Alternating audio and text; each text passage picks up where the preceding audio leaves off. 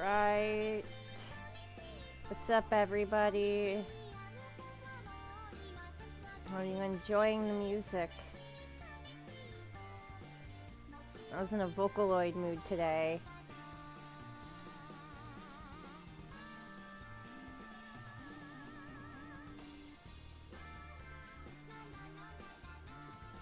Sweet.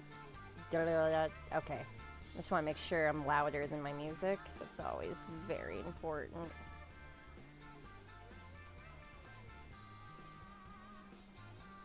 There we go. That should be perfect. There we go.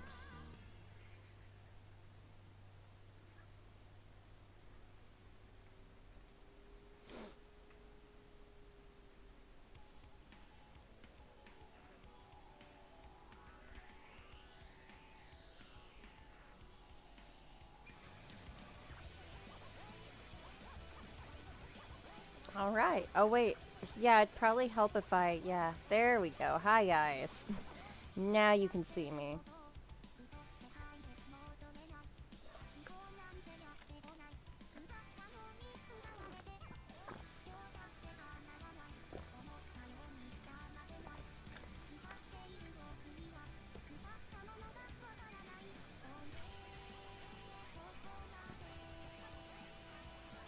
Sweet. So, we're back again. Not quite done with this one yet. I gotta... Swoop, doop, doop. Oh, wait. Yeah, it's 2 separate layers. So, I gotta finish the border here.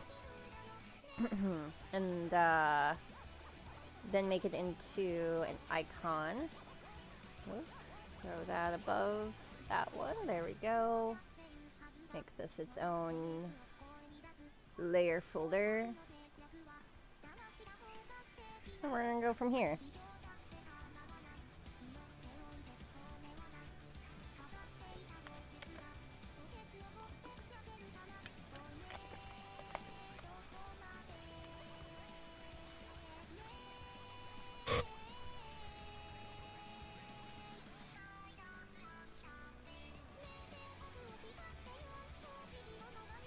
Alright, so I gotta shrink this a little bit here.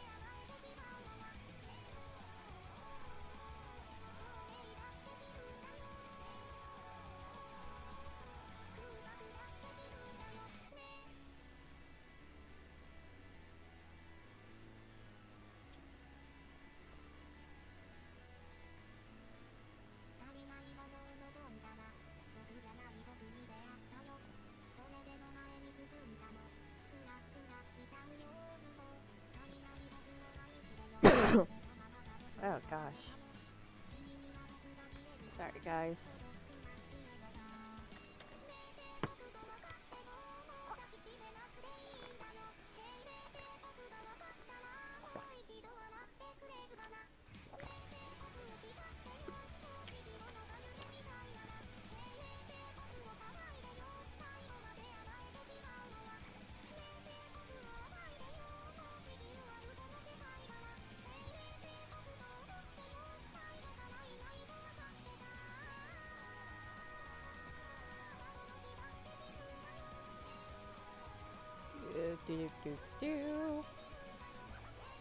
Oh yeah, should probably also have a reference up for...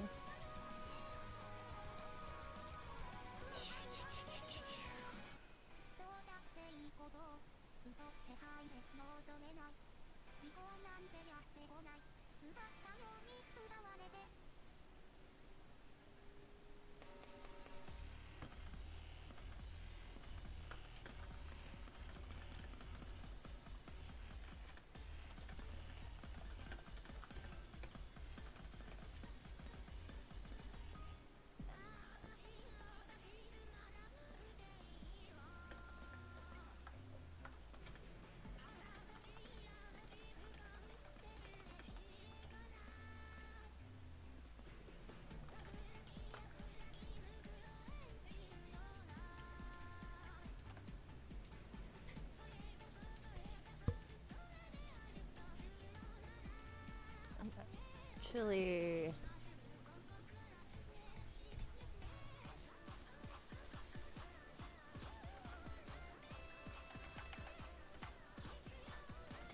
Gonna fix that. Kinda wanna make it a little wider.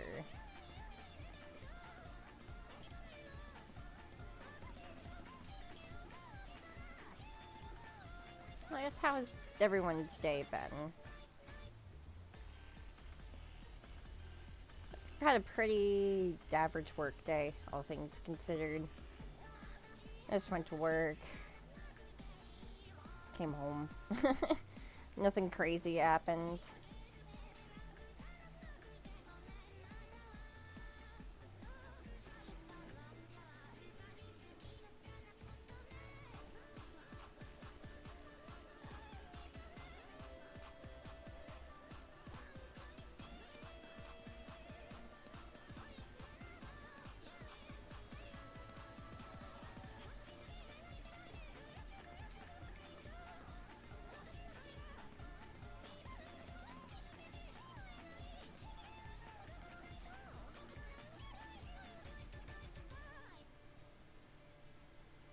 That's always fun, grinding in Silksong. If only my computer would let me play Hollow Knight. I have no hope to download and play Silksong. Without my computer crashing, at least. Like, I'm so serious. I could have, like, literally anything. I could literally have nothing on in the background. I can have the lowest graphics settings possible. I can do, like, a clean of my computer, make sure there's, like, no viruses or anything on it. It doesn't matter. It's gonna crash every time. Same problem with Spark 3. I can't run Spark 3 on my computer either. Makes me very sad.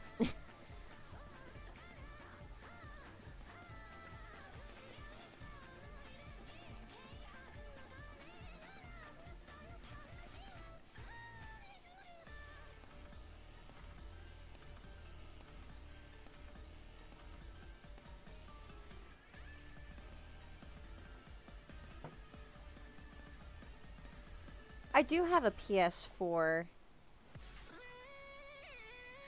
I guess you're right, I could play it on the PS4. But I don't have money at the moment.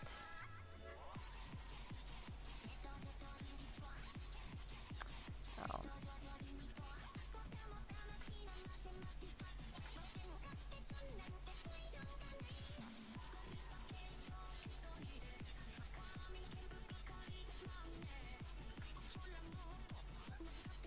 I guess that's all the more reasons why everyone watching, rather if you're live or if you're catching the VOD, you should go to my Ko-Fi and donate money so I can play cool video games again. Maybe I can buy myself a new computer and play those on the stream.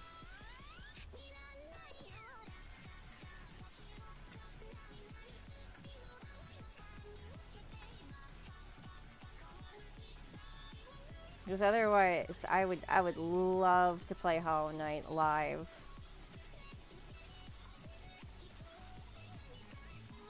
That'd be so fun.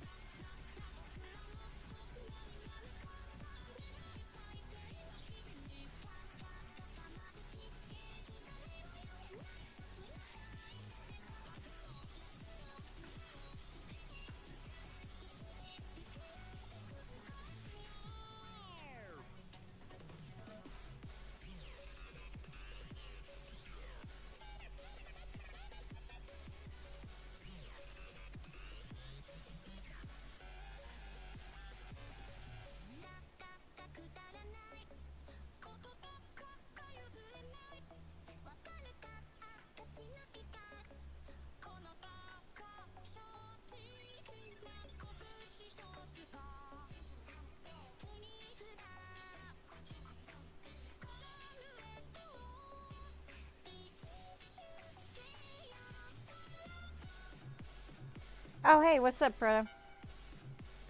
Hang on 1 second.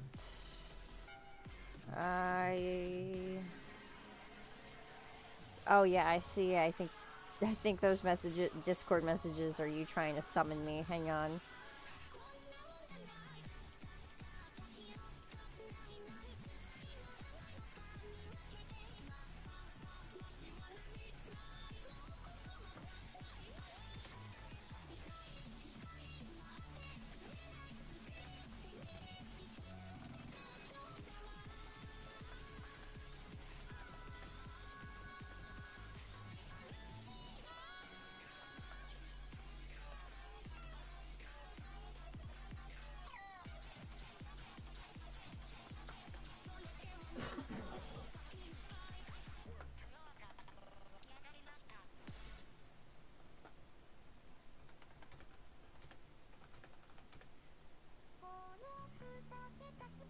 Sorry, I'm replying to someone real quick. Do.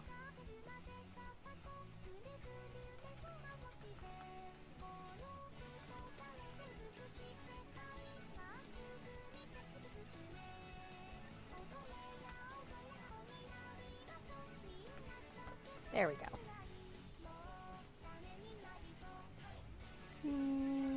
Yep. Alright. I'm summoning you.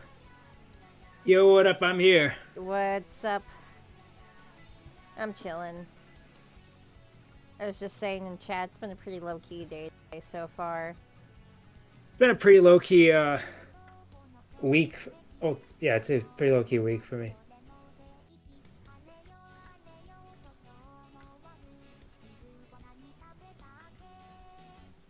Also, I think I might have to get like my headphones replaced soon because I think they're starting to wear out. Oh, damn. Yeah, I just Quality. had to do that with my last pair. Like, sometimes, like, I would, like, move my head. Hold on. I gotta drop everything. Oh, shoot. Okay, hang on.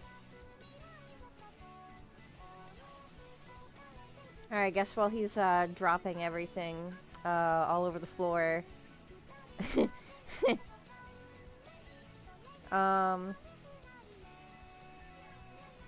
What was I gonna say?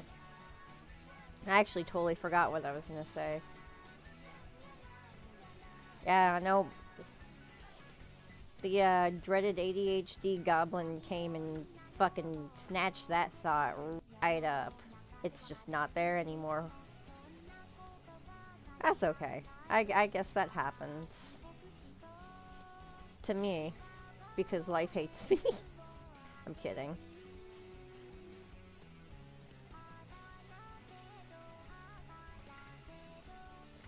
Fix that a little bit.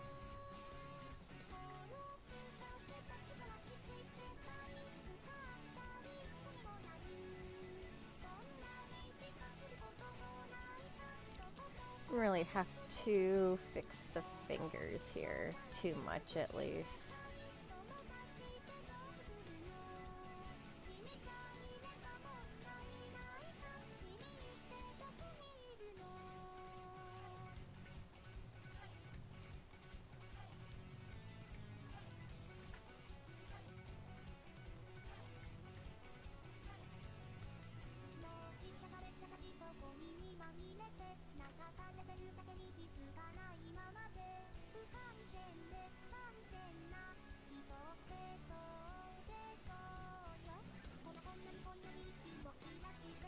Make this a little more defined.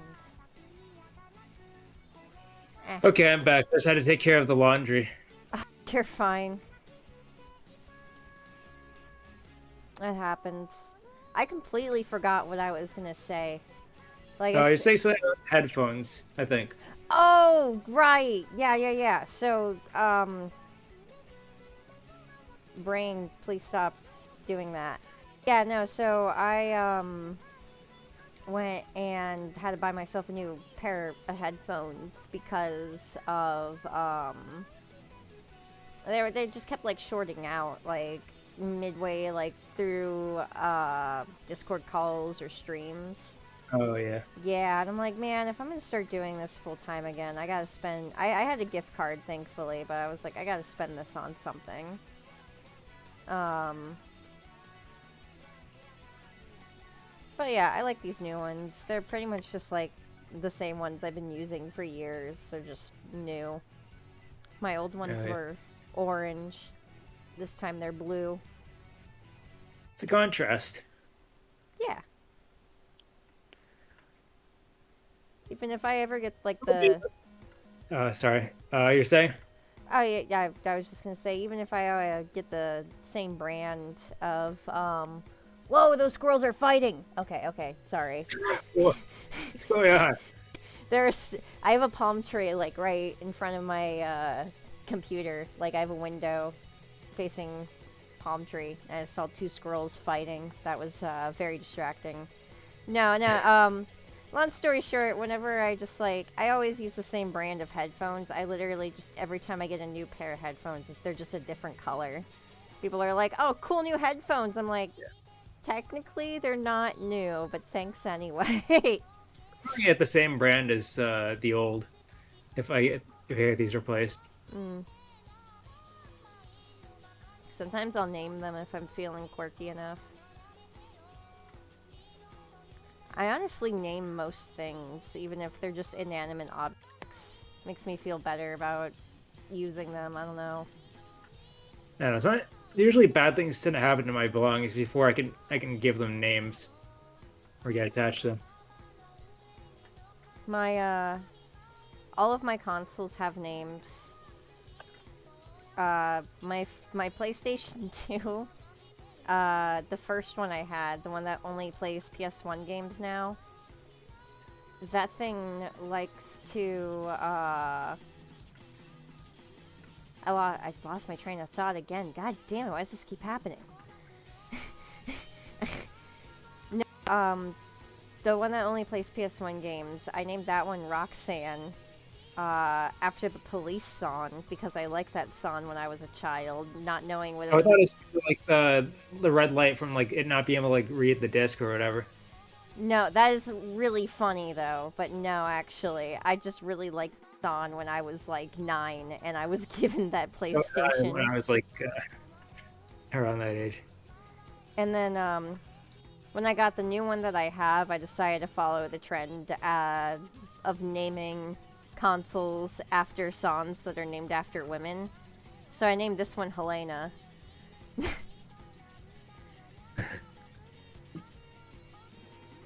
And then, my GameCube's name is Princess Bill.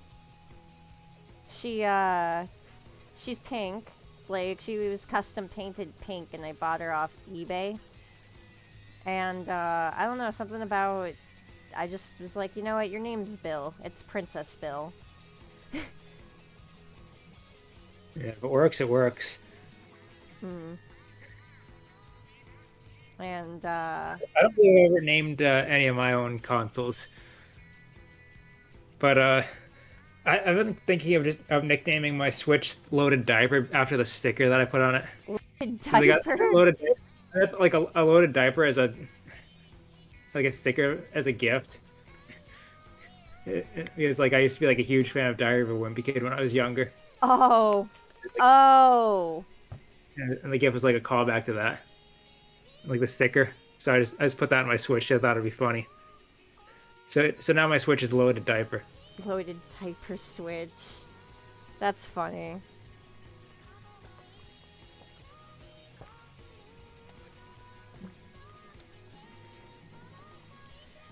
All right. Also, you never linked the thing in the servers. So wait, maybe you did.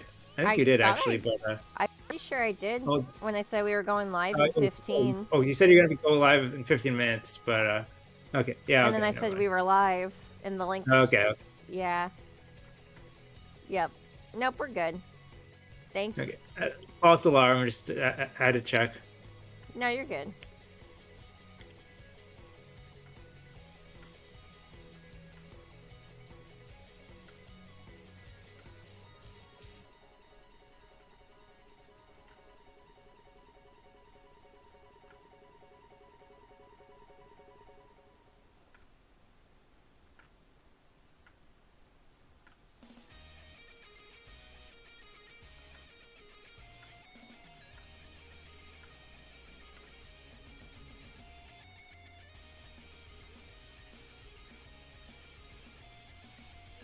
go. I had to fix the shading on his hand here.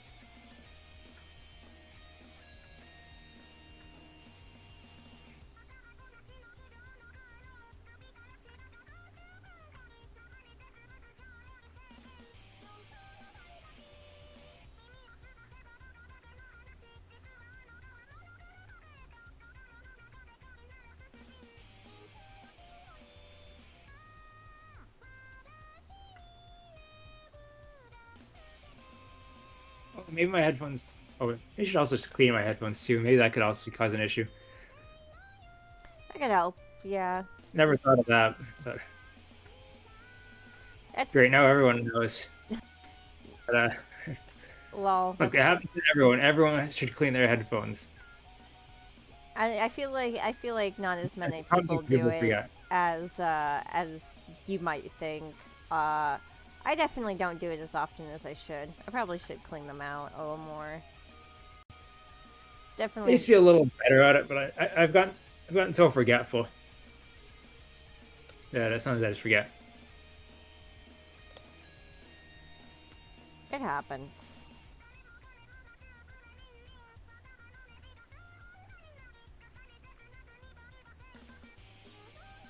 I honestly should take a duster can in my computer here, and then later. Yeah, probably a good idea to keep it nice and clean. Don't do that enough with mine. It's like that stuff builds up.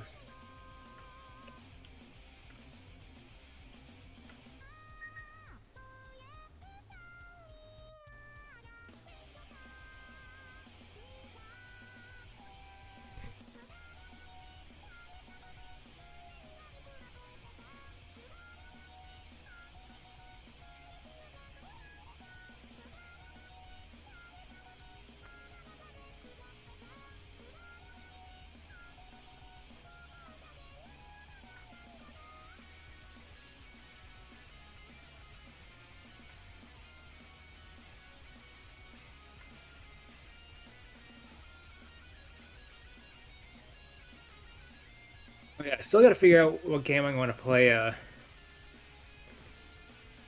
at some point this week on stream. If I do that, it's hard coming up with good times with that, and also like times that don't interfere with others.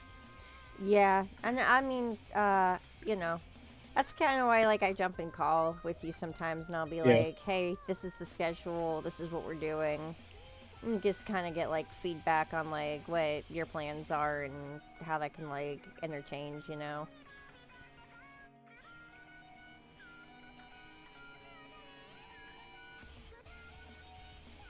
And then just the biggest part is always going to be like communication, just making a plan and sticking to it, you know.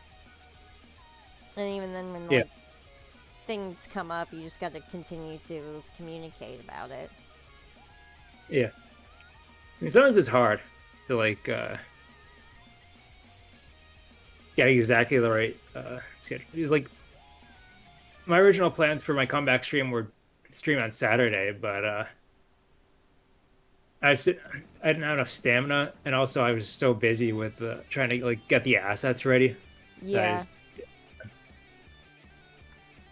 that happens. I was lucky that I had these assets just kind of lying around because I'd been thinking about coming back and making videos for a minute. Um, so it kind of worked in my favor. Like a bunch of like just things fell into my lap, and I was like, oh, okay, well, I guess I'll just doing this again. yeah. Well, in my case, part of the issue is that the whole style changed because I hadn't redrawn my avatar before that. Or I didn't have any complete art of my redesigned avatar. No, Well, that's totally fair. redrawn. I still haven't redesigned it. Yeah, and I mean, like, take your time too with like redesigning. I like the modern AS a lot better because the old one is definitely like you can tell like I'm younger in general. Like, still there's nothing necessarily wrong with it, but it's just like I wanted to like add some progress and show that like I've grown up, you know. Yeah. Because I like how I draw my hair, and I just like the red jacket and everything else. This may I mean, look, it is like yeah, this may look cooler. That and like little little fact. Let me just open it up and show it off real quick.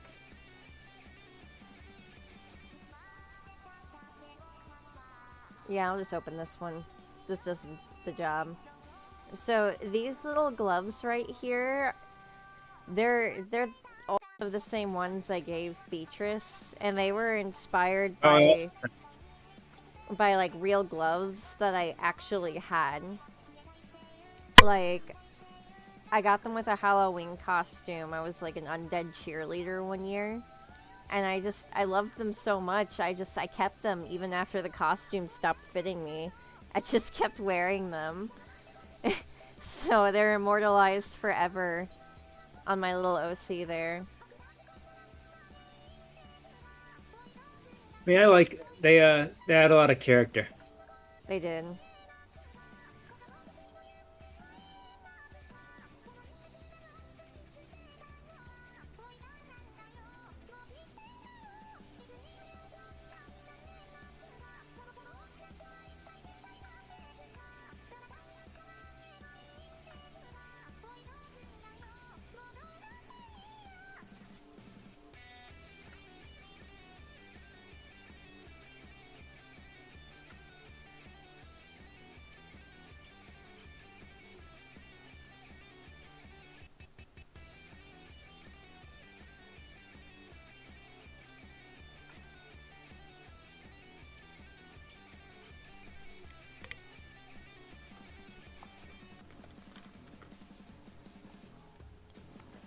And, I'm pretty sure I've told this story to you before, but the red jacket on my current persona was inspired by an actual red jacket that I own that I got from LL Bean I remember. way back in 2015, I believe.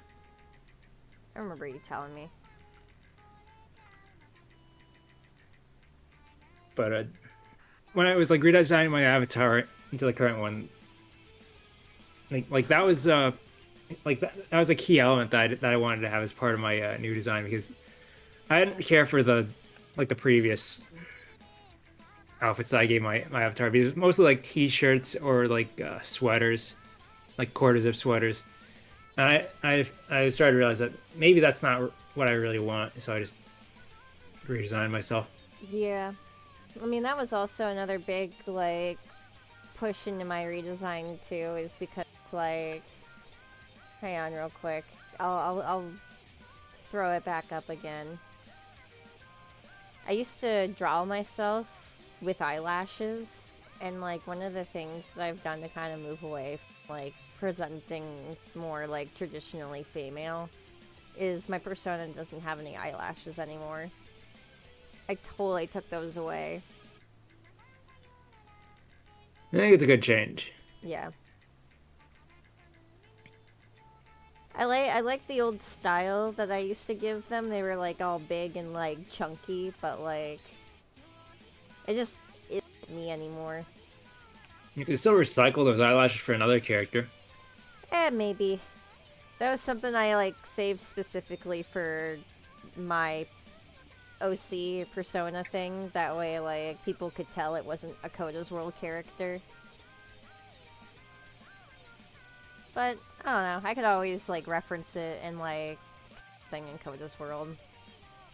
Throw them on a background character. That... Or maybe I could draw, like, whatever Storm's, like, anime he watches in that style. Oh, yeah.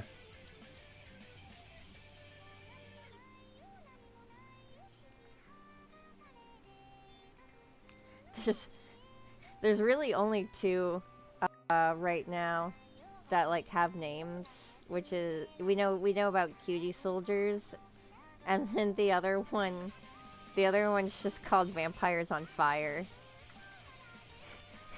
It's as funny as it sounds.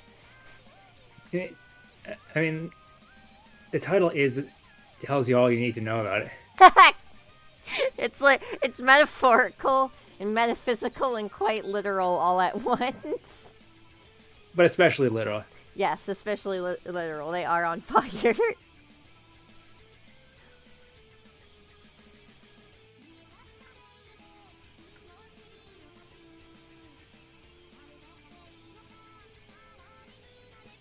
No, that one. That's my excuse to make fun of. What's it called? Vampire Night. I like. I remember that was like one of the first. Maybe it wasn't. I remember seeing it in like the. I first was like no, it was the public library where I first saw that. The manga was actually And I was pretty like on the good. way to look for like the manga section of the library. I prefer. I think I might have brought this up before. My sister, my sister's friend's little sister, like, was giving away all of their fucking manga books for whatever reason. And so, my sister just kind of like being like, oh yeah, they like anime. I guess I'll just bring this home. They'll like this. And then I was like, okay, well, I have like the first 8 issues of Vampire Night. I guess I'll read them.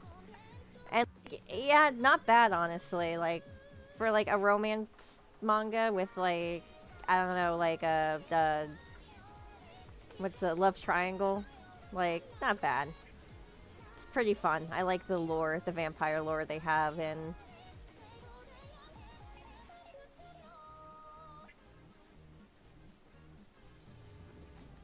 The But where does anime. the infamy come from? The what now? The infamy. The anime. The anime is really bad. Oh, poor adaptation. It really, yeah. You could tell.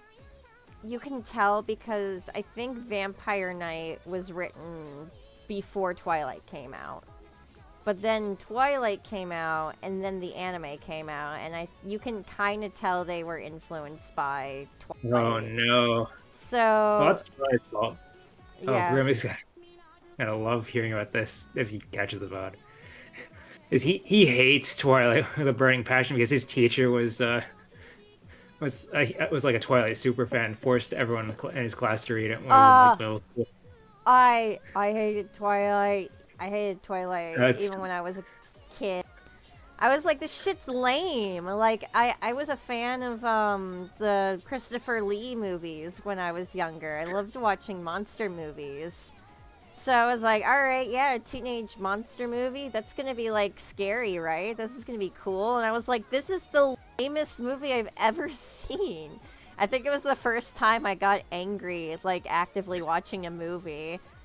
see, I never really watched monster movies as a kid, so I kind of missed out on that. But I did get I did have family members who went through the craze, but like not to like the same extent as like the crazy people. I It's more like they got like interested in it for like a little bit, and then moved on. have And you then they tried to like get me watch this too, and I started really like laughing at how cheesy it was. It's so bad. so bad. At And least I can laugh at it. the most interesting thing about Twilight is genuinely Edward's character and the psychology behind him. That's it. That is it.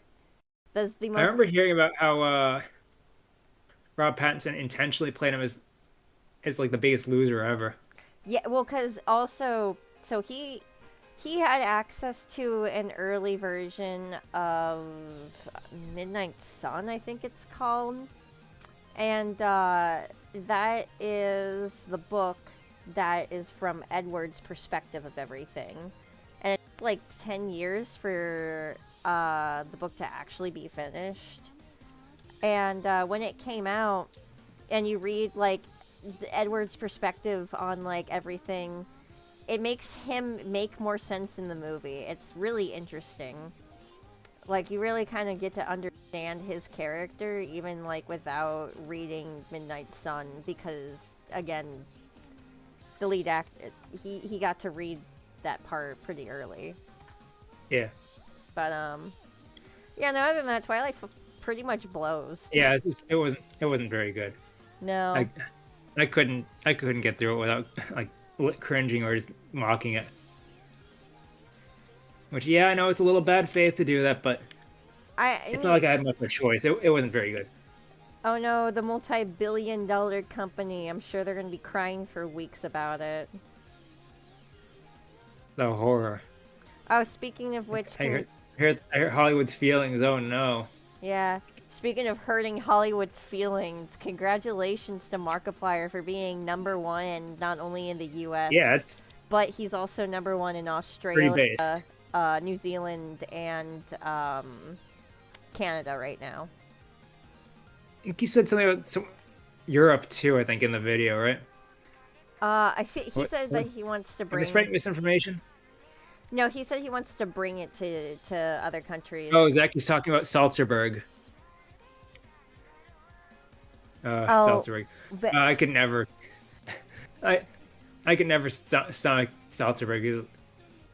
Or my dad tried to like get me to watch some. It's just so boring yeah, and just vampires suck. and redundant. Yeah, I it's just, just I saw not. something like one of the other. That's a good example of a bad parody movie. It's just not funny. Yeah. Unfortunately. And like usually I'm not bothered by humor like that, but And it's the just thing about like bad comedy is that you can't even make fun of it, no. or like you can't even joke about it because it's like just I don't know. Well, it's hard to like make serious critiques It's on bad other comedy. than just saying it's unfunny. Yeah, exactly. And like we don't want to like. I lost my train of thought.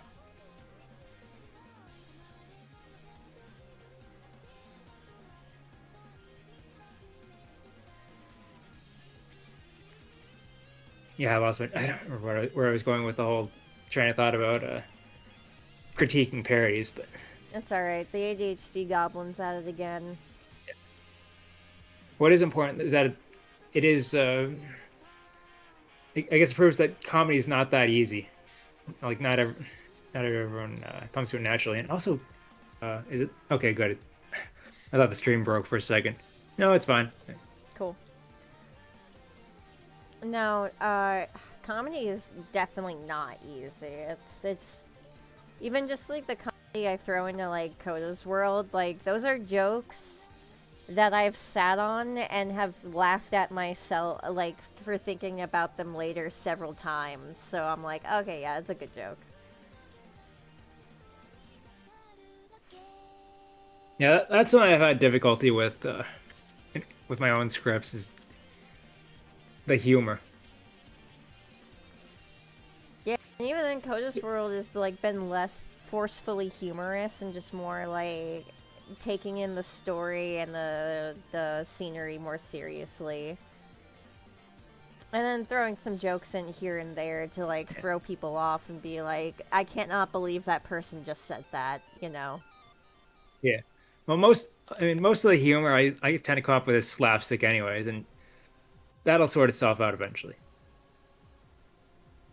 I still think it's funny how you were really taken back. You don't have to like specify the script in particular. But like I shared with you a part of the script where Williams and Lydia are talking to each other and you're like, this seems really out of character. I'm like, I know, that's why it's hilarious. I mean, it's a good sign to show that something's up with them, that they're acting out of character. Yeah. Well, that, and it's just like, it's not even like, oh, they're acting out of character either. It's more like there's cracks in the seams that are starting to, like, show. There's only, like, you can only hide how human you are for so long. You know what I mean? Yeah.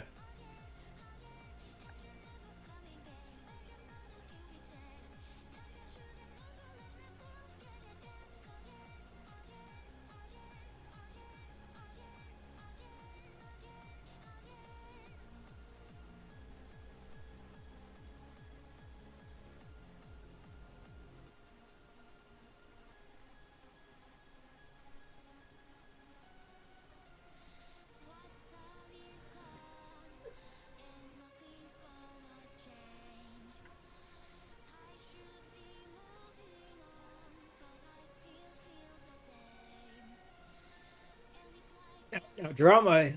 I don't want to say it's easy to write, but Uh, I think of writing drama like torturing a sim.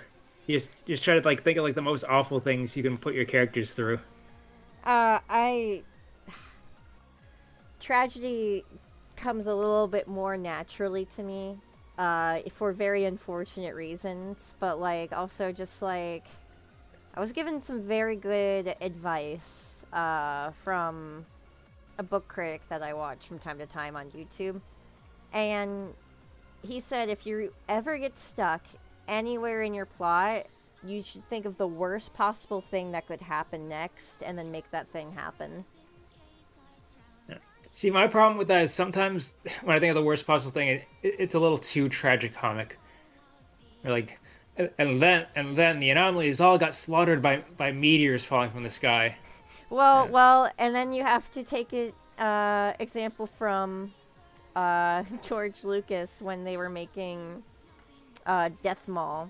I'm sure you've heard the story or at least seen like the concept art of the original Death Mall, right?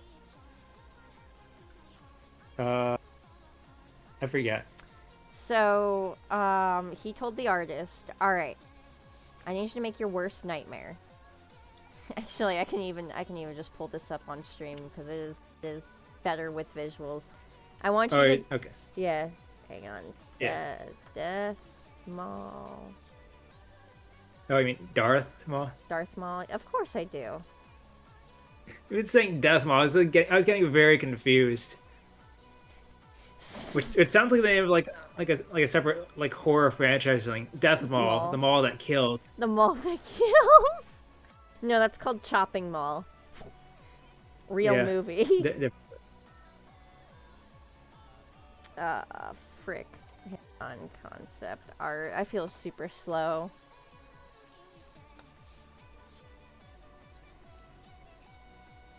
Cool. Alright, great. So, yeah, he tells him, okay, I need you to draw your worst nightmare. And, you know, this is an artist who, just so happened to live with severe, night terrors throughout his entire childhood. So you tell a man like that to draw his worst nightmare, and you get this. This is what Darth Maul was supposed to look like.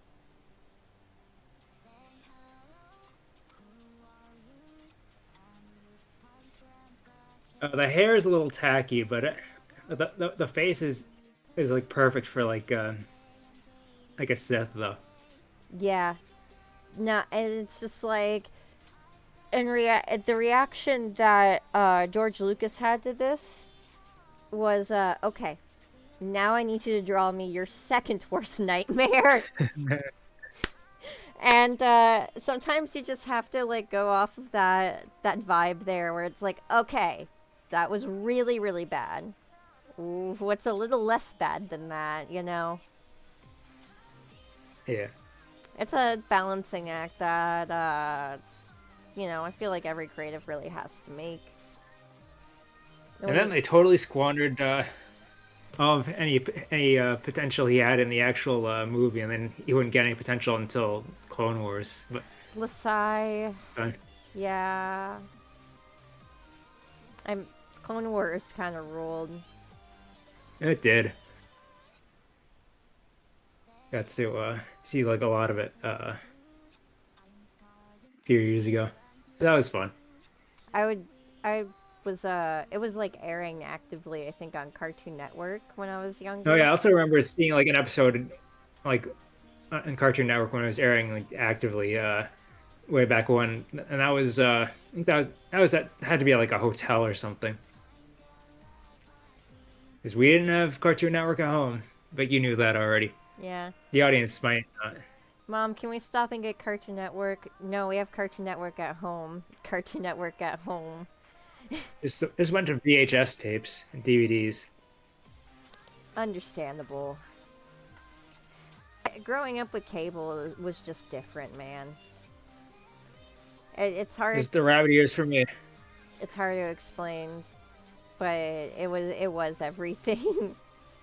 I just couldn't imagine my childhood without it. You know, there was just a big like part of like my coping mechanism Some is like, I guess I'll go watch TV again. And it worked, and I saw some really cool stuff on TV growing up.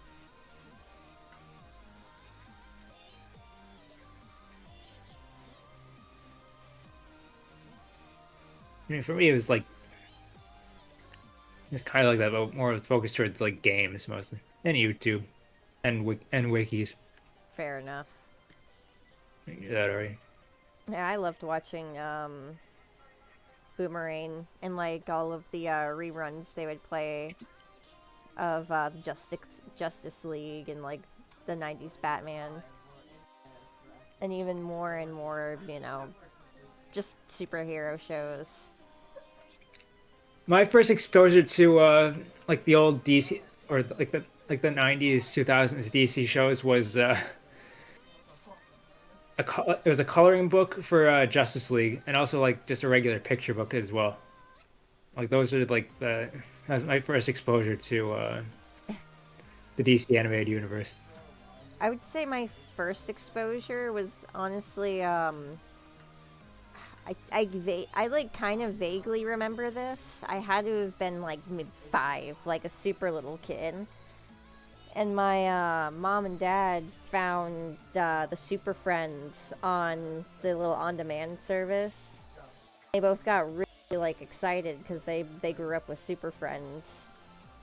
So they sat me down and they showed me. And I remember I remember I enjoyed it, but I enjoyed it so much that when it was time to go to bed, I was crying because I wanted to watch more. It's like, well, Super Friends would be here in the morning. I was like, but what if they're not? Yeah.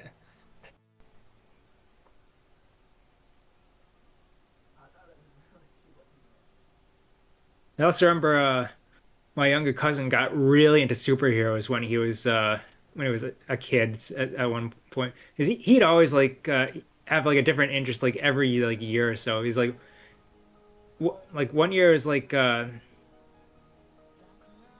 crap, what was it? God, am I really forgetting my own cousin's hyperfixations? That's embarrassing. That's all right. I just remember one year was Star Wars, and another year it was superheroes. Or like I think there's like a different superhero for each year. I think actually like he like cycled through different favorites. He's like one year was like big. He was like really big into Batman, and another year he was really big into Spider-Man. And one year he was really big into Legion of Superheroes. Okay. I loved Batman more than anything growing up. Actually, Batman was always my favorite. I like preferred Batman over even if it was like Justice League. Like I really liked the Justice League. But honestly, I was there for Batman.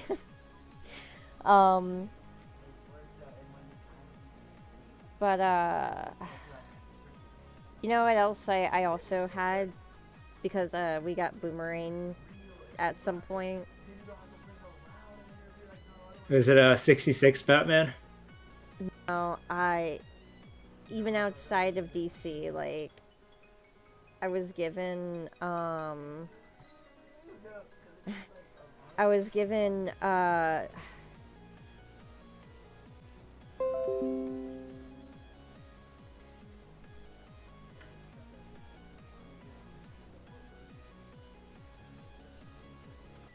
God damn it. Wait. Okay. Okay, I think I fixed it. Everything's fine. I guess to get my train of thought back on track. Yeah, no, I also saw SWAT Cats growing up too. That was really cool. They would like put that on with like the superhero cartoons. They had like a whole block dedicated to it on Saturday nights. You know what's really embarrassing about most of my knowledge about SWAT Cats is like the only reason I know it exists, like the show exists, is because I discovered it through like the various wikis I used to read like throughout my life. But also, my first exposure to like the theme song was through Make a Good Mega Man level of all things. That's hilarious. Because of City War that stage from Tier 1. Yeah, probably. Did they an original score for it, or did they just adapt the version from the Super Nintendo game? I think it was a cover. Like an actual a cover with real instruments. Oh, okay. Because I know they're, God damn it, I know too much about SWAT Cats. My secret hyperfixation is showing. The Super Nintendo Really, game. we need to do like a watch along stream one of these days. I would be so down for that. That'd be What so are they much gonna do? fun. Copyright strike us? It's not like they're doing anything with the show anymore. Yeah. They You should know either what? shit or get off the fuck. You know what, Netflix? You want it so bad, why don't you fucking put it on your platform? Or actually, wouldn't they put it on Warner Brothers. HBO or whatever, HBO Max? No, because Warner Brothers got bought out by Netflix. Oh right. Yeah, so it's gonna be on Oh right, Netflix did buy them. I forgot about that. Yeah, still kind of mad that they're just allowed to buy 100-year-old goddamn company like that, but whatever. Yeah, whatever. Look, in like 10 years, there's gonna be laws against it after they finish violating all our rights. Yeah, that or they're just gonna make it legal to violate our rights, like they always do. But anyway, no, the point I'm getting at is, shit, I just lost my train of thought again.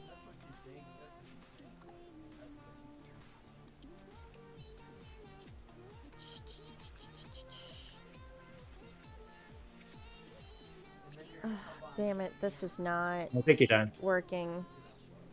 Wait, what? You said I think I died? So take your time Oh, I thought you were talking about the street for a for, second. for your train of thought to recover. Yeah. No, it was just like it was just a really cool like concept in general. I enjoyed just like the idea of these two guys. Just they weren't super powered or anything. They just were some guys that like lived in a junkyard and were super just passionate about what they wanted to do. They built themselves up. And then, of course, too, all of the 90s references will probably kill you. Get the, I mean, it was the 90s. So. One of the characters watches a talk show. Just like that's kind of his thing. Do you know the name of the talk show host? I might remember. I think I forgot. I remember. I used to know this, but I forgot. It's David Letterman. And instead of beers, they crack open cans of milk, and it's just like, I like how lived in just everything feels. Like, there's almost no way they could reboot that show for kids and without dumbing it down these days. It's just it's awesome. I love SWAT Cats. Maybe we'll get a Netflix adaptation of it.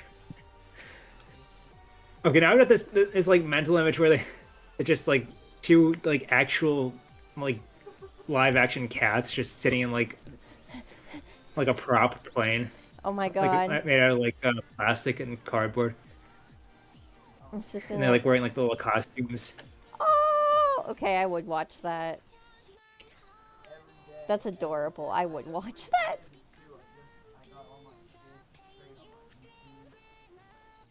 Oh God, no. I mean, I would definitely want to see them just, finish the goddamn series too, honestly. That would be the best thing. I mean, if they can do it with X-Men, they can do it with anything. Yeah. They tried to crowdfund for it years ago, but I forget what exactly happened to that project.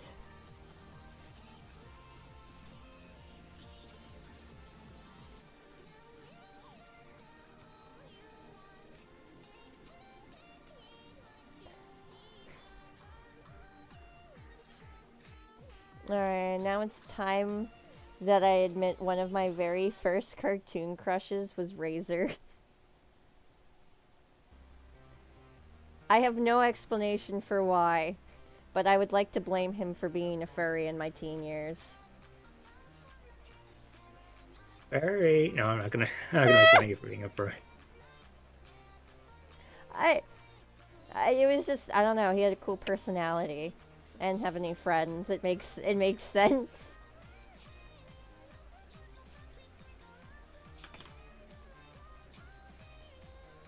It was up there with My first cartoon. Actually, no. I think most of my crushes were like flesh and blood before I got into gaming. Probably.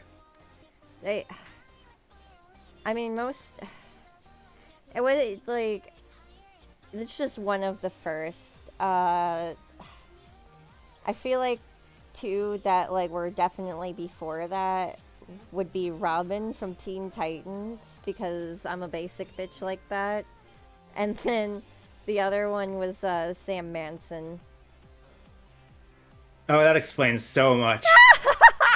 Yeah. Yeah.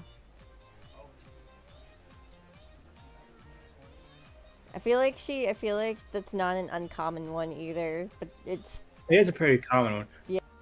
You know, clearly, we need to capitalize on how common of a cartoon crush she is and draw fan art of her. perhaps you're right. I only saw one episode of Danny Phantom, and Sam was barely in that one. Wait, you've only seen Like the one I saw was I think it was the one where Danny team is like off to like the ghost hunter, and they have to like work together. So wait, you've only seen one episode of Danny Phantom? I didn't have Nickelodeon growing up. I saw it at like at like a rec center in town because they had Nickelodeon. Oh my god. I was like waiting for sister. We gotta watch through more Danny Phantom. I have to show you all the good episodes. Danny Phantom is something you can completely remove from Butch Hartman because if you actually look in the credits of like the episodes, he barely writes for any of them. Yeah. Like, and fun fact, all of the worst episodes, guess who wrote them? Go figure. Yeah.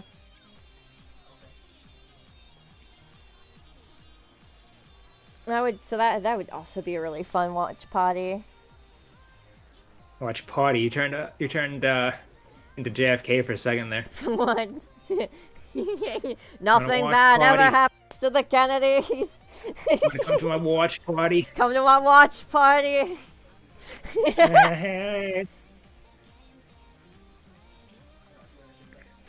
Hey, what's up, JFK on Twitch?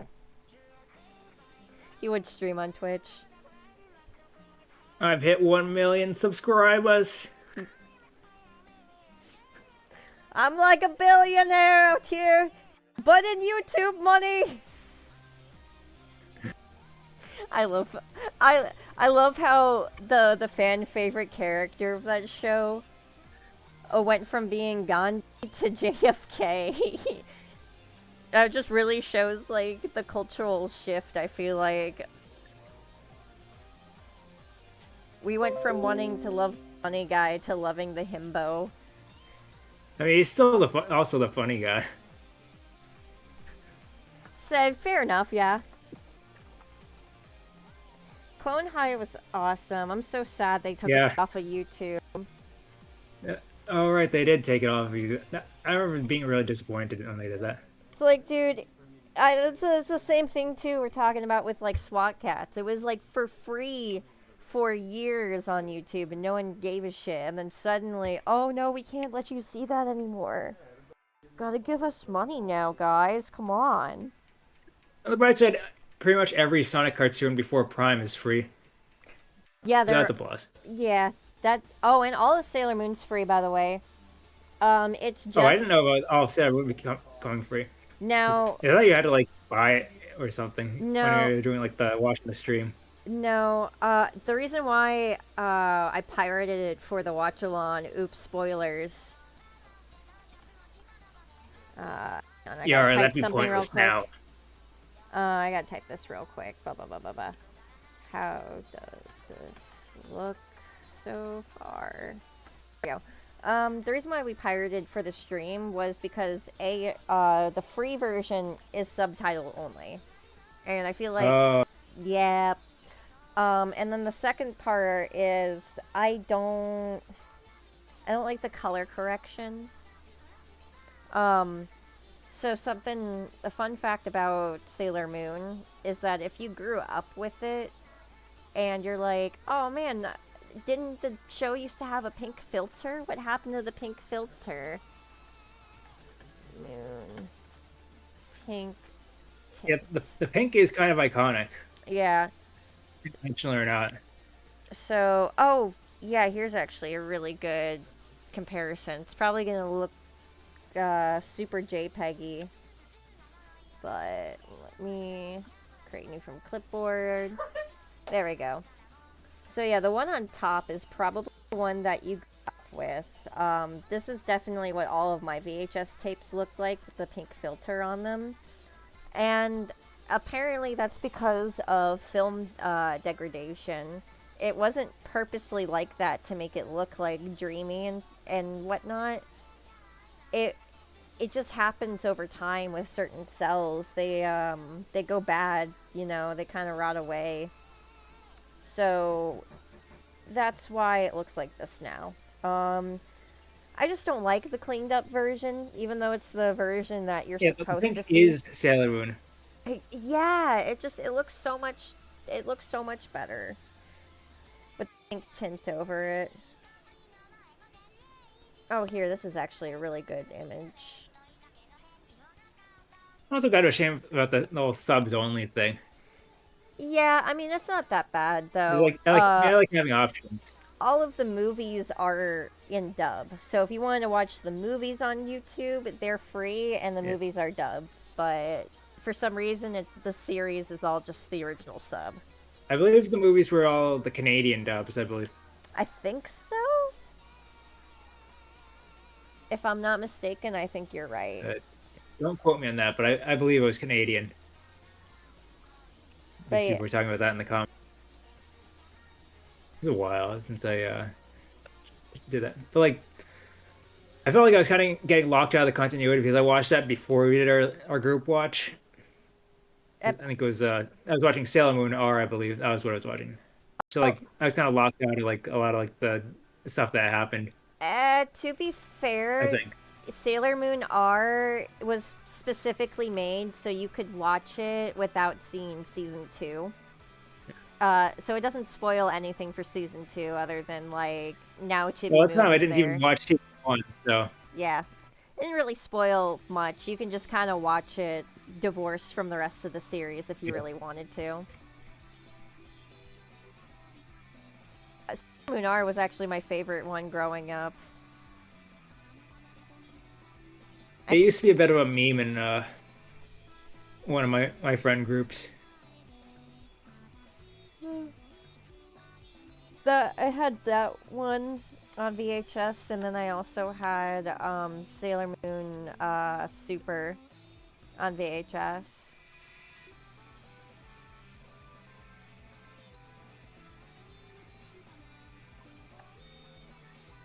Sweet. He likes it. We're keeping it. Hell yeah. Progress. Progress.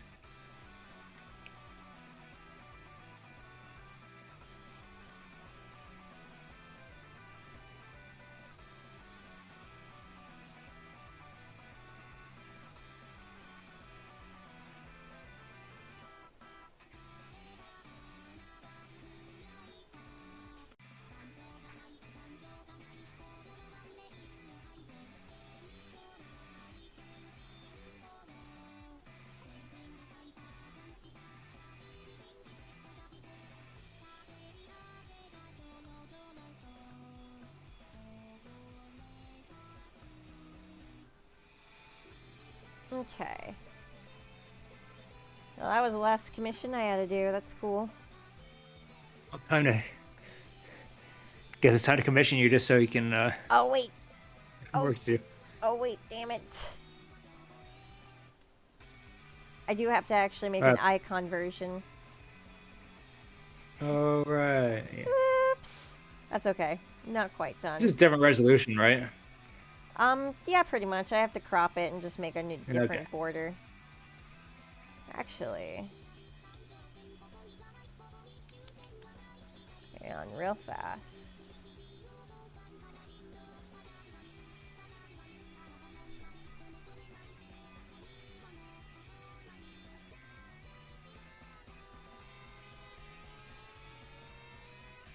I'm gonna make this easy.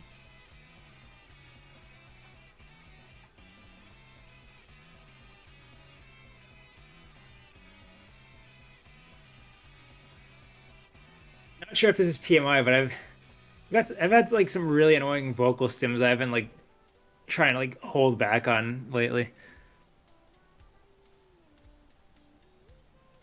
And Eh, like just trying not to say, you know. like break smile. Yeah, like that. But worse. That's funny. I mean, there's vocal stems. Like, no one would blame you. You know Yeah. what I mean?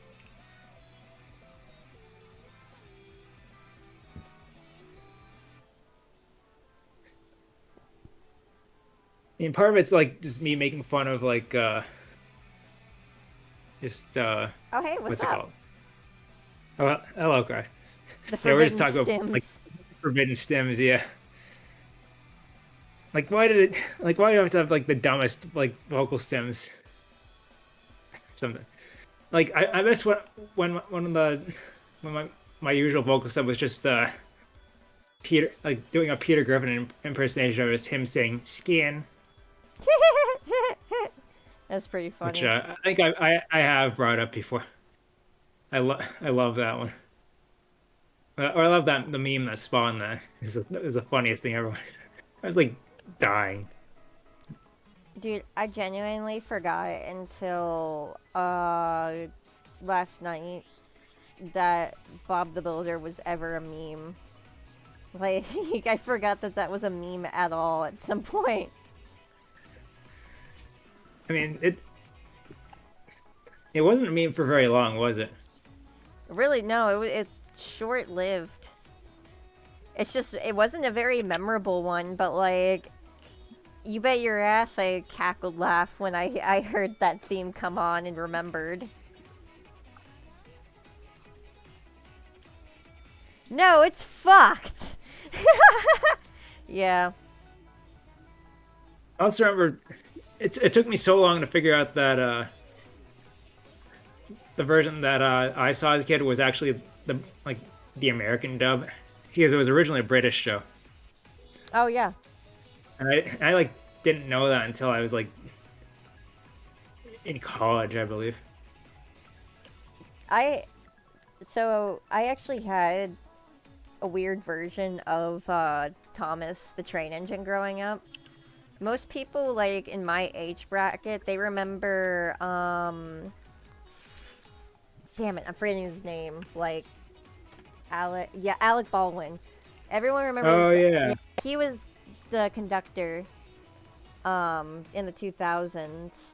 My I remember that. conductor was Ringo Starr because my mom. I didn't get the Ringo version as a kid. No, most people didn't because most people's moms don't have a hyperfixation for the Beatles. My mom specifically went out of her way to go get like the version where Ringo was the conductor because she wanted me to grow up with that version, which is pretty cool. That's fine. Um, My mom likes the Beatles, but only like 5 of their songs on repeat. I have like the entire discography of the Beatles downloaded on my computer. Not because I wanted it there, because my computer technically used to be my mom's. Oh yeah. Yeah, it was my mom's laptop, and then when the laptop died, I got its memory transferred over to this brand new computer. So it still has all of my mom's stuff on it. I never got rid of it because a lot of it's like important family photos anyway, and or free music. So I'm not gonna, turn my Right. nose up Yeah, to you can't part that. with that. Exactly.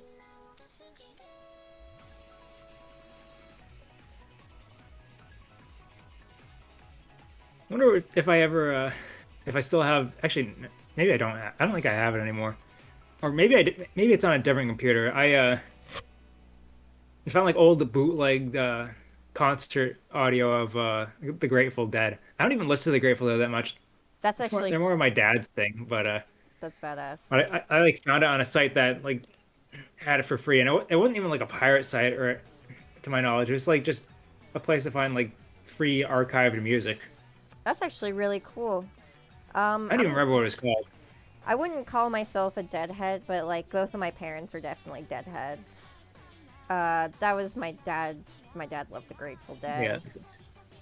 yeah. I remember like middle school and early high school, I was really big into how to free music because I didn't I was too much of a chicken shit to pirate music at the time, but I loved I liked getting things for free, so I figured I'd just try to get all the free music I could. Meanwhile, my sister taught me how to use LimeWire when I was a small child. I was like, "Whoa, music is free!" She's like, "Free everywhere." My my parents and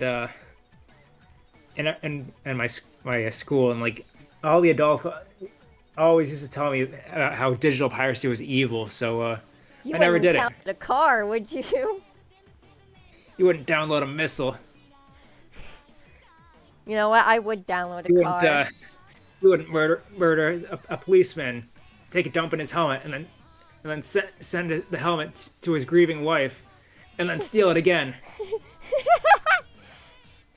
Jeez. Oh, hey, while you're here, actually, Crash, does this look good? Is this good for the icon?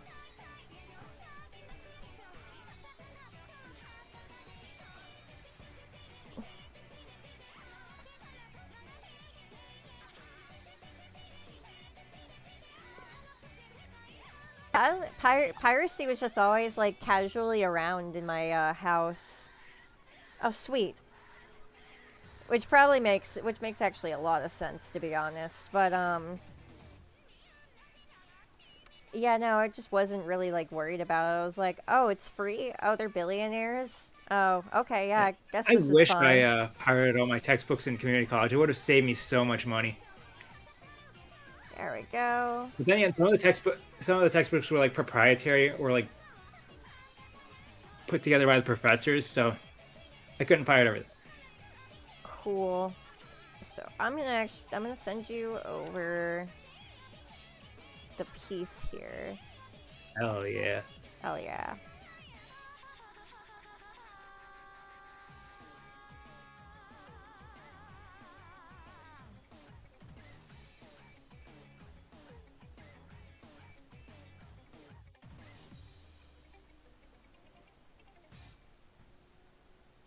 Boom.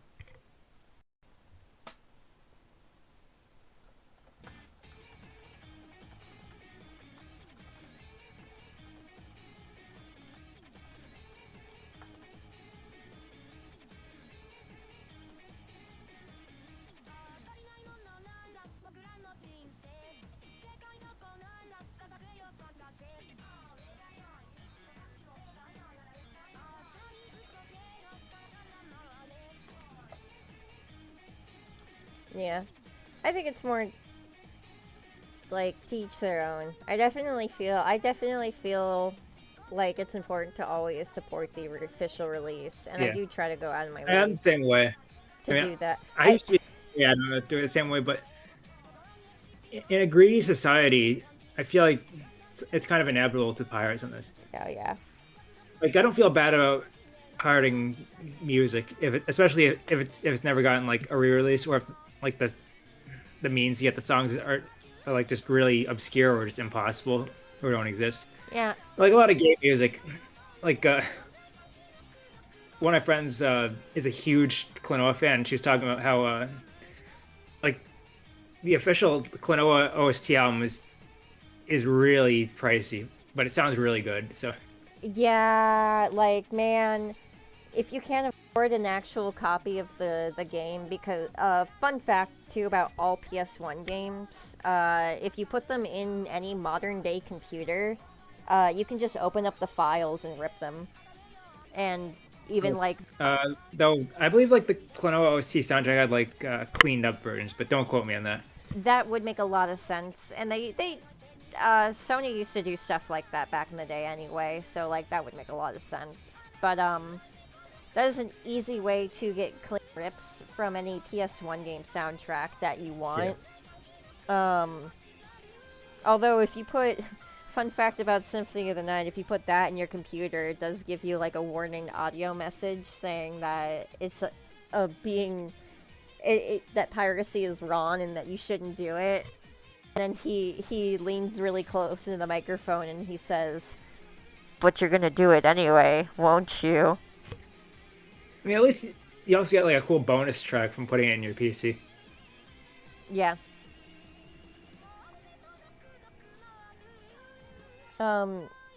But yeah, Klonoa's soundtrack is like really hard to get your hands on.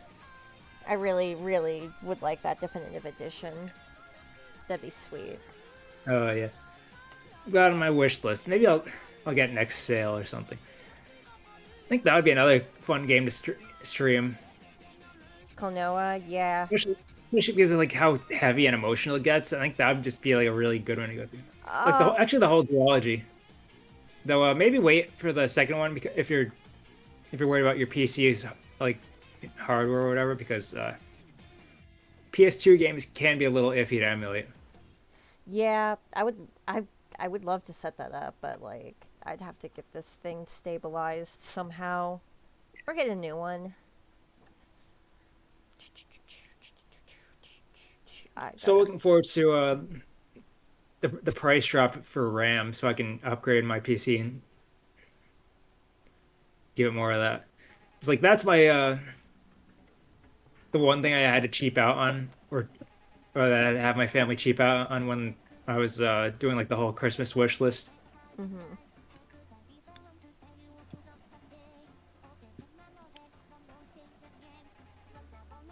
There we go.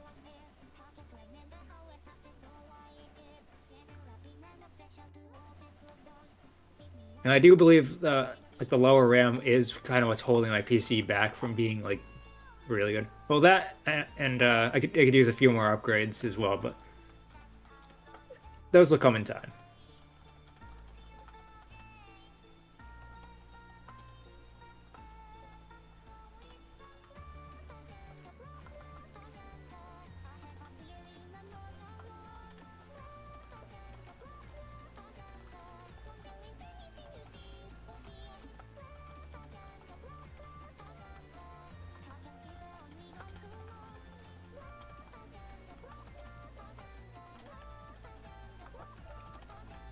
There we go. I do feel like Klonoa is best experienced when you play it yourself, but like even watching someone else play, you can still like get some of that emotional core.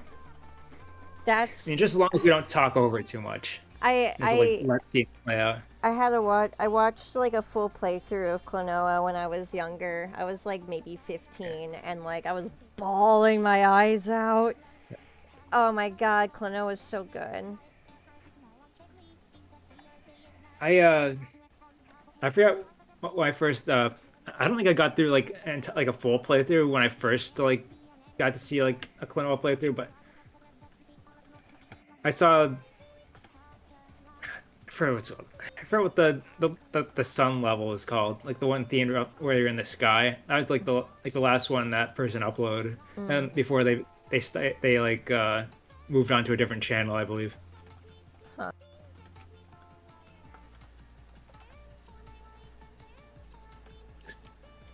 So I kind of missed out on that, but I mean, I still got to see like some good emotional moments at least. So I had to experience some of that, but not the entirety of it.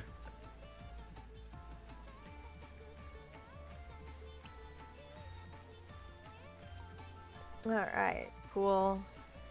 So I think what I'm gonna do real quick is use the bathroom and come back. I'm gonna do the thumbnail for tomorrow's stream for X2.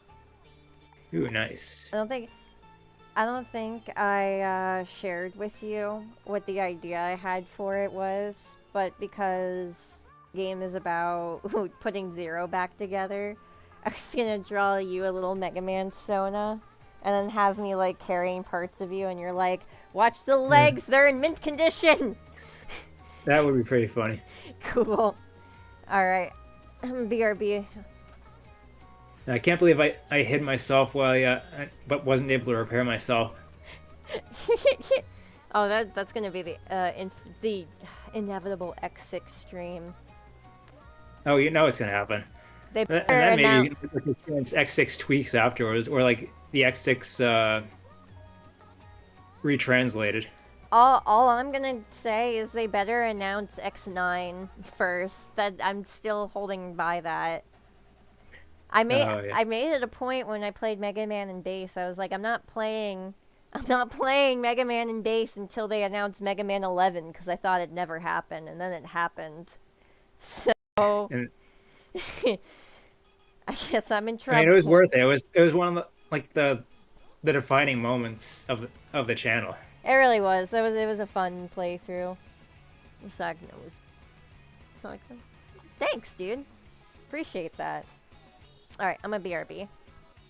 Alright. Actually, I'll use this opportunity to go clean my headphones too. Alright, cool.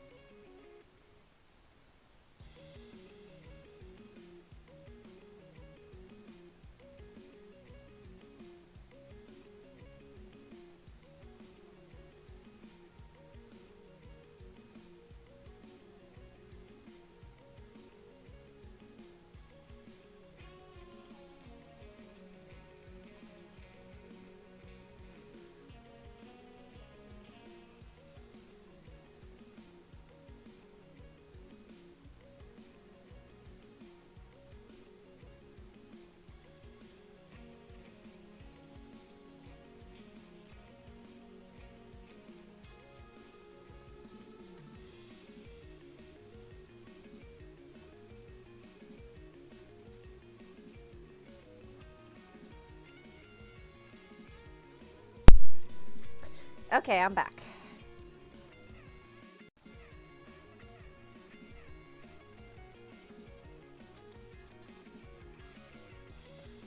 Oh yeah, that would be like the main thing for... That'd be the main thing for like a new X9. I'd want it to like make... I want it to make it make sense, you know what I mean?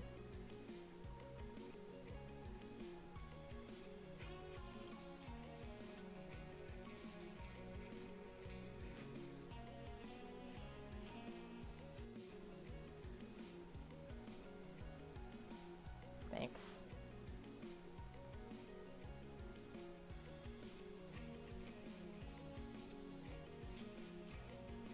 Like, if X9 was like the bridge between like the X series, the L4s, and the Zero series, that I think would just be perfect.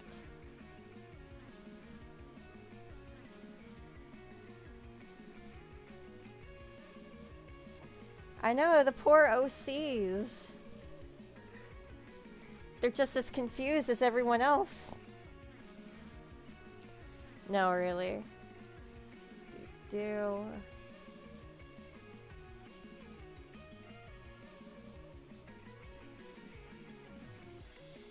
yeah, I wanted to open this for reference. Perfect. Okay, I'm back. Hey, welcome back. I don't think cleaning the headphones fixed the issue, but well, I mean, yeah, maybe it helped a little bit, but I will have to replace these in the near future, probably. That's a shame. Yeah, it is. They're good headphones too.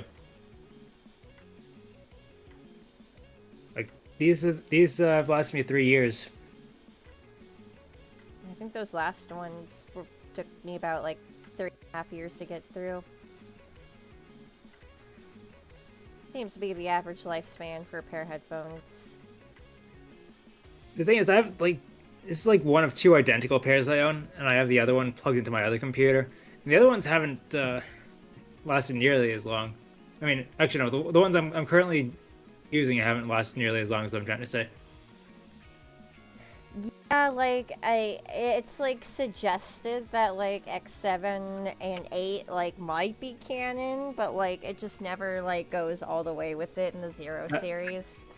And like I think they just wanted to like cherry pick it or whatever, or like I don't think even Capcom knows. I have the opinion that like 7 and 8 just aren't canon, just because of like how disconnected. But that also means we missed out on Axel. Yeah, which is disappointing because Axel's like kind of cool. I know lots of people thought he was a shithead back in the day, but he's fine. Yeah, There's nothing wrong people with used him. to hate him for being like the new guy. Well, yeah, I mean, he and Silver literally. And also like his voice acting in his debut. Yeah. Oh, yeah. Which I think we've talked about this before, and how his voice actor for his VA for X7 redeemed herself since then. Because that was like her first role ever. Yeah, she's definitely improved a lot. So she only had the only place she could go was up. She's been in a lot of cool stuff since then. Yeah.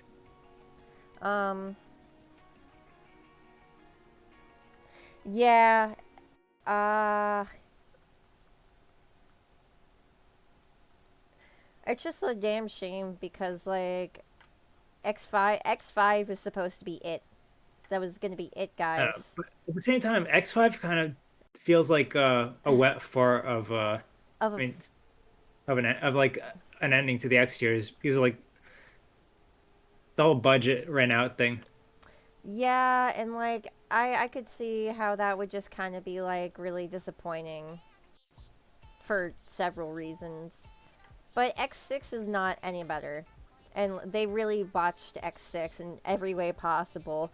Like, if you look at the development time of what X6 was, they had to have made that game in less than 6 months. Like, it is absurd. Because then you have to... It came out less than a year after X5 came out.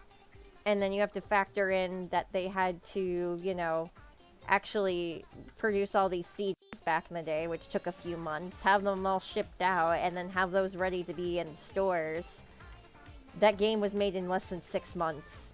Like 7 months tops. And I still have to sympathize with the poor developers trying to like get the game out under a certain deadline.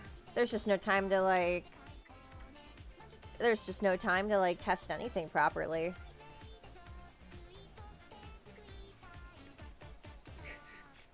Yeah, and you'll get to see some of that firsthand with Crash's playthrough of X6, where Crash here chose to go to Blaze Heatnik's first Buster only. Oh, or no. not Buster, Buster only, no armor. You did. Went in his naked act. You did what? Oh my god. That game is just so punishing to people that don't know any better. It's not fair. I do like X6 weapons set, so Oh, Crash said it was second.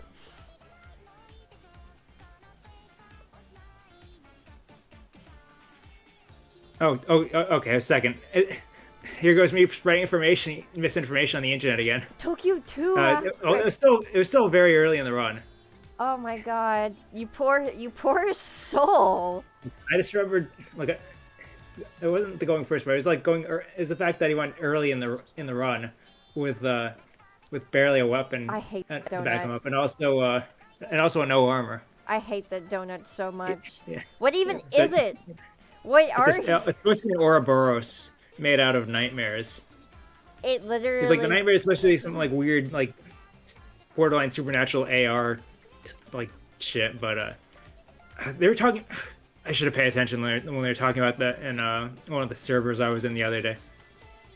It's And they're talking about like X6's plot. oh god, it's like XX had all of the potential to be cool. The music is so good. I love the music from X6. Yeah. I mean, like the theme song was like your channel theme for years. So I guess I just associated it with you for a while. That's really funny still. Oh, what was I saying? So the way the nightmare works is it's like using Reploid consciousness to project alterations to reality into like the physical world. So it's like physical and mental at the same time. That's what it's supposed to be. So it's like the concept from Madoka Magica Rebellion, but stupider. Yeah, exactly. Okay, that that actually kind of makes it make a little more sense. Well, the translation kind of fucked with it. That's It the made it translation. sound like a lot less. The translation fucked with a lot of the game. And like most of like the actual lore behind like the nightmare stuff was just in the Aelia calls, which they're in the Aelia calls. What? Who's gonna who read reads all of that? I know, dude. Poor Aelia. But, Aelia deserves so much better. I mean, she did get a playable role in X8 and Dive, so that's kind of neat. That's true.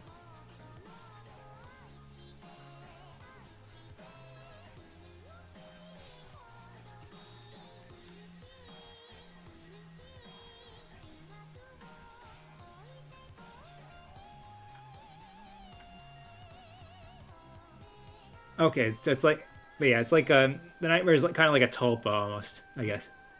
They're like robo-tulpas. Yeah.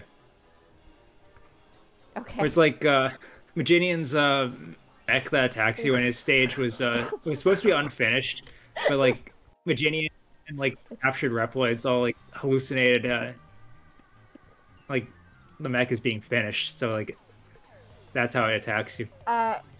I'm laughing because I'm realizing that this shit's just as convoluted as FNAF lore. That's insane. It really is. It really is. So the animatronics, they're made out of a material that's made out of strong emotions, human flesh and metal. It's like, this is the dumbest thing ever. It was cooler when it was just possessed robots. Why you gotta explain the possession? Yeah, that robot's supposed to be naturally attuned to electronics, anyways. In like horror, that's like they didn't need to like make lore out of that. Yeah. But we had this conversation before. Well, you know, but that's just magical horror for you. It's all the secret ingredient is love, Oh, but the hidden videotapes reveal that love is actually the copyright name for the consciousness of tortured children mixed with the ground organs of factory workers. I love how you say that. Oh my god. I can't wait till we get to Undertale now. That's really funny. Oh, yeah, I mean, that's like quoting it like a Tumblr post, but No, that's so real though. It's just like also I have seen the opening of Undertale, so I I know, and I mean, you know what's even more fucked up though is that Scott Cawthon is a Mega Man fan. If you've ever played oh, we don't claim him. No, I mean if you've ever played Freddy in Space, it's very self-evident. It's like, oh man, this guy likes Mega Man and Metroid a lot. I mean the animatronics are just Mavericks, anyways. They are. Has anyone actually ever done that? Anyone drawn them Probably. as Mavericks? Wait, actually, wait. Wait, I have a funny answer to that. You could make them all into Sending their own that- Mavericks, genuinely, Sending thematically. that to you. Yeah, there's your answer.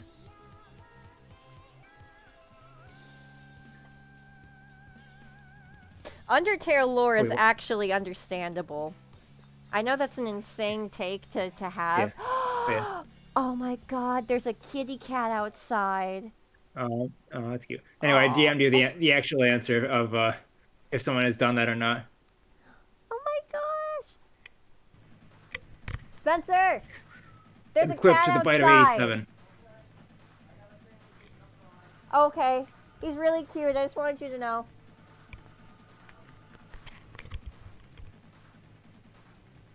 The bite of 87 is a weapon.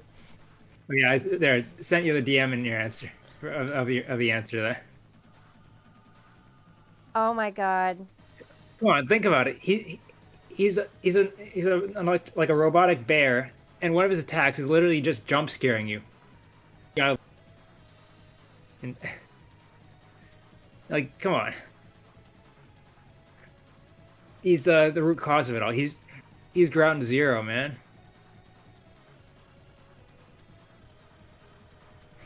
Some may say he's the man behind the slaughter. Yeah, exactly.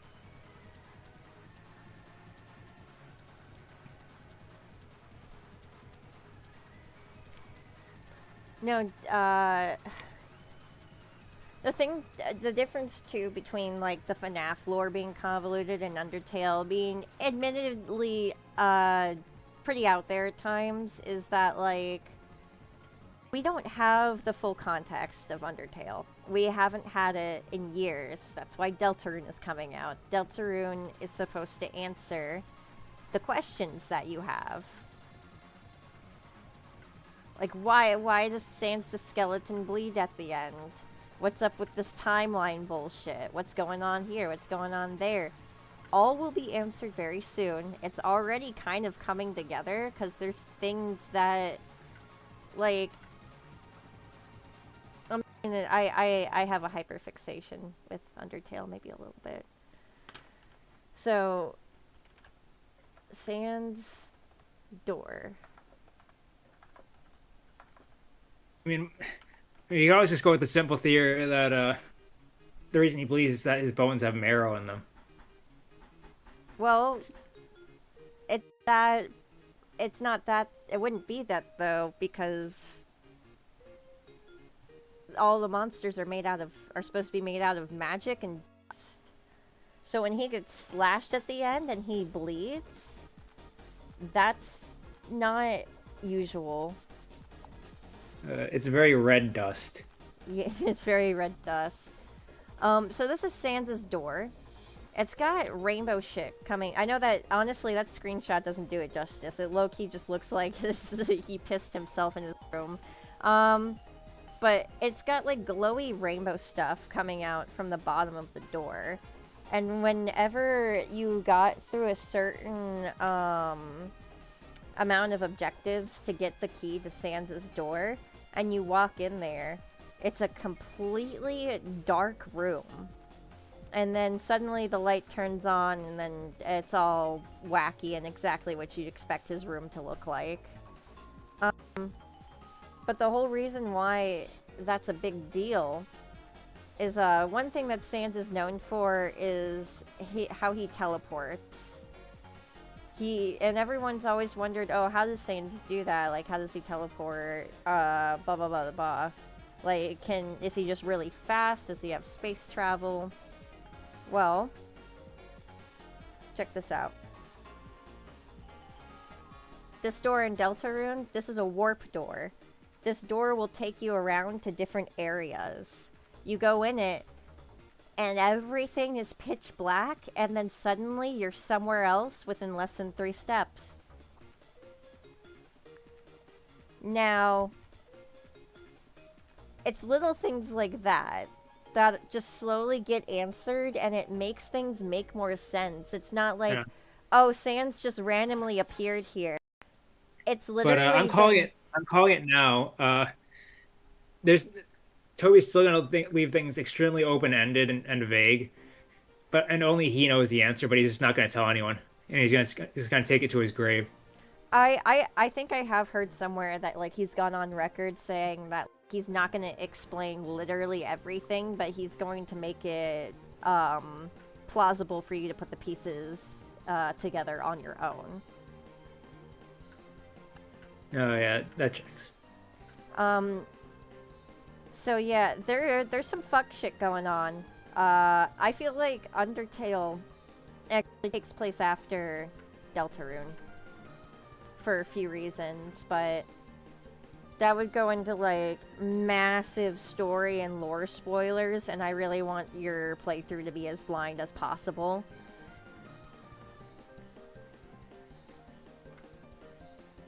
So we'll get there when we get there. Not that's gonna be that blind, because like if you've been on the internet at all, you kind of just get exposed to these things whether you want to or not. Through like pop culture osmosis. Yeah, it's people. Like I talked about this before, like people like leaving fandoms that they used to be part of that I was like mostly like in, or maybe not exactly in, but like I was a fan of like the things that they were into, and then they stopped being a fan of that, and then they like only drew Undertale stuff, so it spoiled on everything. Oh wow. Fair enough. Kind of. Oh, I say everything, but that's an exaggeration. Yeah. But I remember, I distinctly remember late 2015, early 2016, how a lot of the artists I follow on DeviantArt stopped drawing fan art of like Mega Man, where I was in, and started drawing a lot of skeletons with bedroom eyes. Yeah, that happened a lot. I remember that era. And a lot of the people that did like music covers of Mega Man songs, suddenly they're all doing Undertale. Oh yeah. Yeah, I know what you're talking about. But no, even to go off of what Crash said, like that's the other thing about Undertale is you kind of have to play it twice to get the full experience. The writing does not hit the same way if you just play it once. You have to play it a second time. And that totally turns a lot of people off. And I feel like a lot of people are going to be mad if I'm also right on my Deltarune theory that that Toby's going to make people play it twice to get the true ending. Because you technically have to do that if you're playing Undertale to get the Genocide Pacifist ending. Because if you do the Genocide route first, and go back and you do the Pacifist route, you actually get a completely unique ending. Yeah, and then Sans all like, human, I remember your genocides. Yeah. That is what he says. Like, it's just about like your actions have consequences, or should have consequences to them, but they go completely unpunished unless you go through like the worst type of a pure genocide route, you know. Sans only steps in if he's the only person left. Oh, dude, you know what's really sad, though, is when people do playthroughs where they literally just kill Papyrus, And then they talk to Sans at the end, and you could tell by the way he's speaking to you, he wants to eviscerate you, but he literally can't because of the way I thought the he was game. mad because he only got mad if you killed Dirty Brother, He the third of the Skeleton Brothers. dirty brother.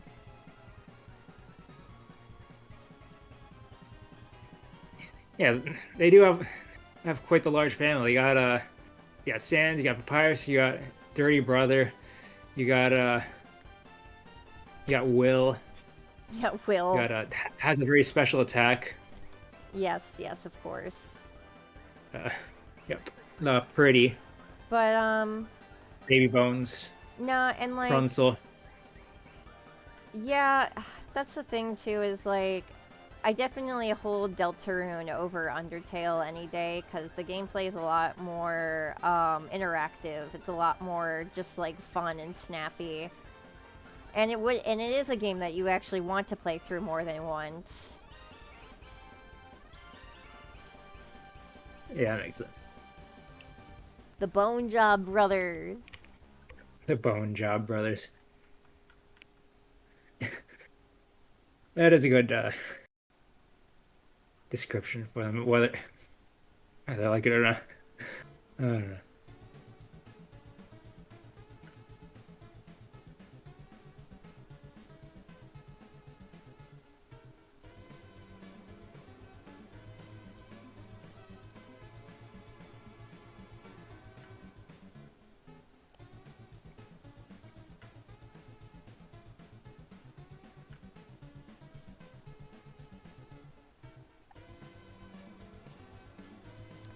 Yeah, honestly, if you enjoy Mother 3, you would really enjoy Yeah. Deltarune. That's pretty accurate. Deltarune does seem to be the mother three of Toby Fox games. If we count Earthbound Halloween Hack as the first one. I mean, in terms of like gameplay, Fair enough. It was the first time we ever heard Megalovania.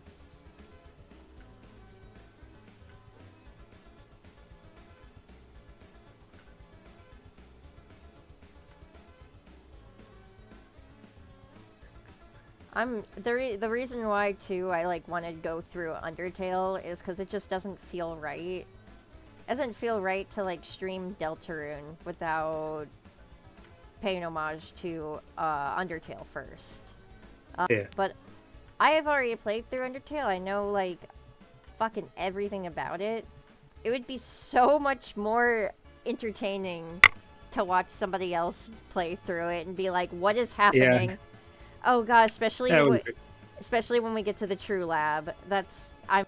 I will say one thing that I'm intimidated about is the fact that like I think the game said there's no controllers for it and that you have to use a keyboard. Really for Steam. Steam said that anyways. I'm not sure how true it is.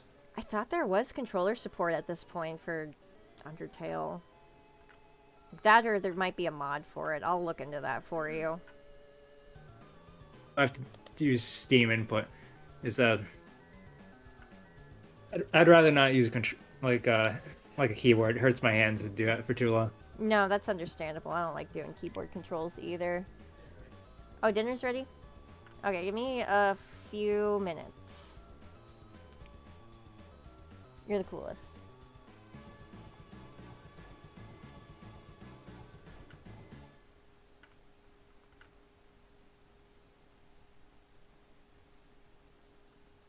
Because I know Delta got controller support.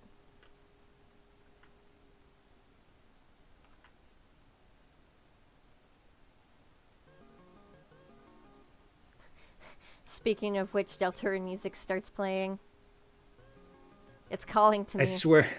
It's calling to me. Right.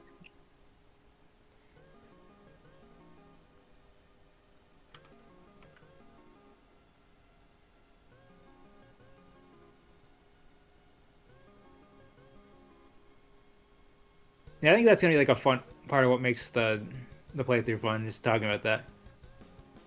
Yeah. Especially since you have all the theories. I'm just like I'm gonna have to come up with my own on the fly probably. if I do have any. And just watching your blind reaction to, like, just some of the, like, gags and, like, other nonsense that happens.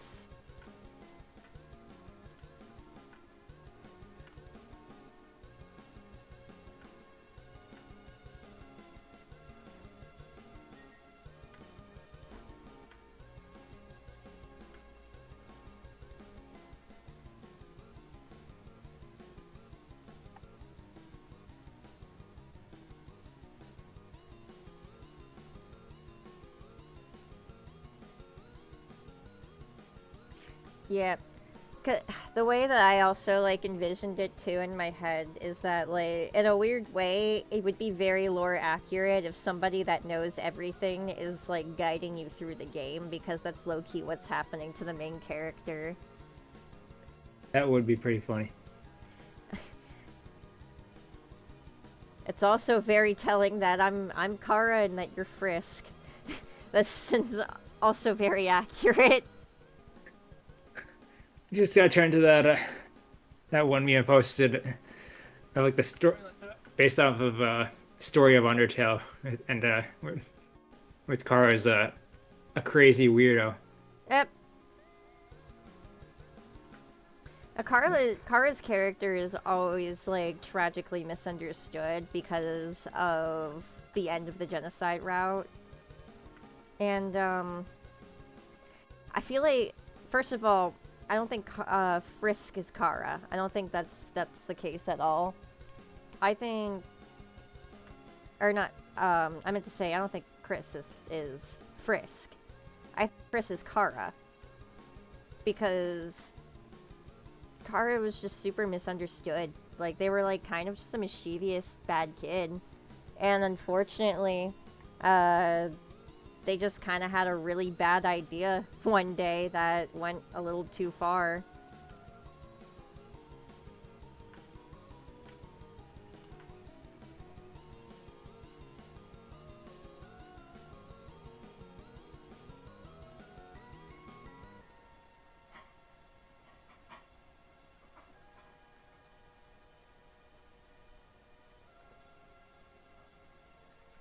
Honestly, if I did have to, like, choose one over the other, I think the Mother series is more preferable.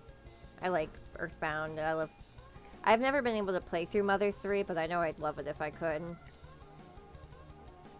I do think that, like I said, that would be a good one to play on stream. I think. I think so. I still gotta like play through Mother 3. Earthbound, I couldn't get through, but you know that already. Also, I kept losing my save file somehow, or like my save kept getting like deleted.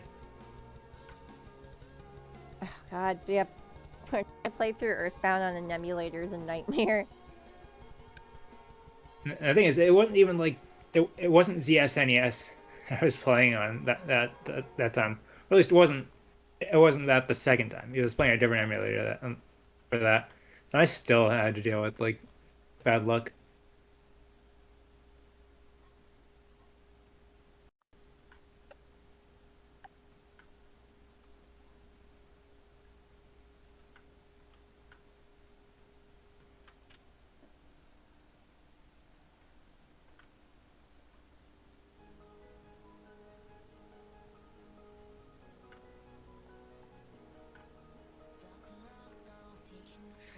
Neither do I, Crash, but I think Mother 3 is going to be one that I enjoy. 'Cause I tend to only like turn-based RPGs if it's more than just selecting options in a menu. Susie's idea.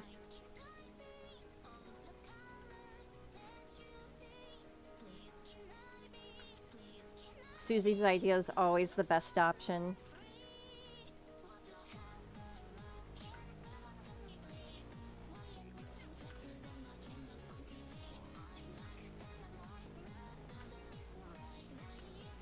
Alright.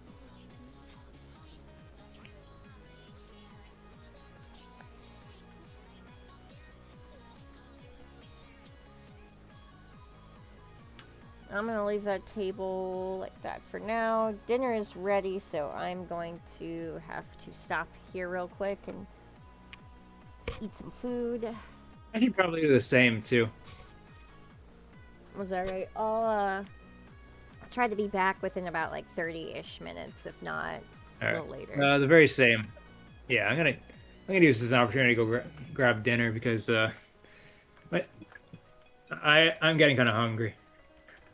Sounds like a good plan. I'm just gonna save this, and then Hell yeah. I don't know. I guess if you have like any specific idea of how you want like the Megasona to look, you can just send it to me. But other than that, I kind of have an idea. I figure you can probably improvise for now, and we can just work from there. Okay. I never really like put much thought into like how mine would even look, other than just having a Buster or some sort of melee weapon. But I think I never really put that much thought into that yet. I think I have an idea. Okay. I will BRB.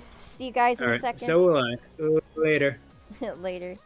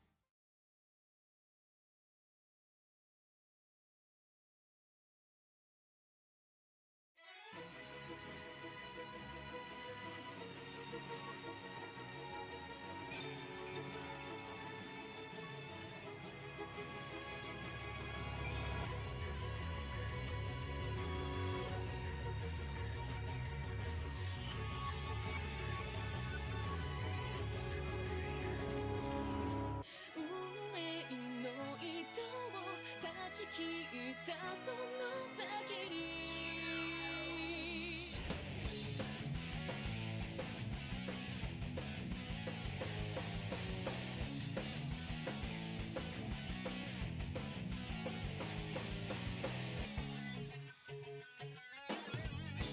背伸びしていたんだ靴ずれだらけの狭い世界で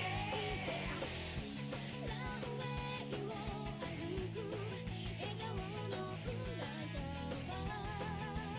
隠したつもりでだけどいつも君には見抜かれてしまっていたこんなのは初めてだと思うけど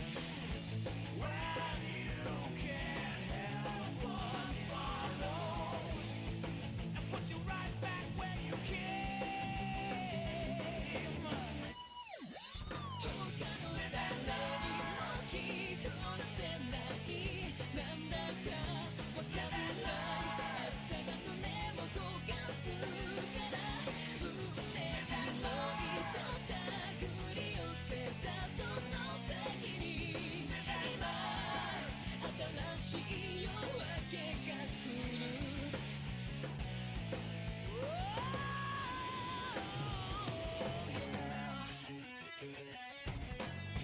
かじかんだ指でずっと探してたきらめく世界の答えはいつだってきっと後の中映っていたんだやけどしそうな温度甘すぎる染みが過ぎるそう自分たちだけの平和の見をしてあの日君が教えてくれたなんだかわかんない朝が頬を伝うからそれぞれの想い絡み合ったその先に今新しい夜明けが来る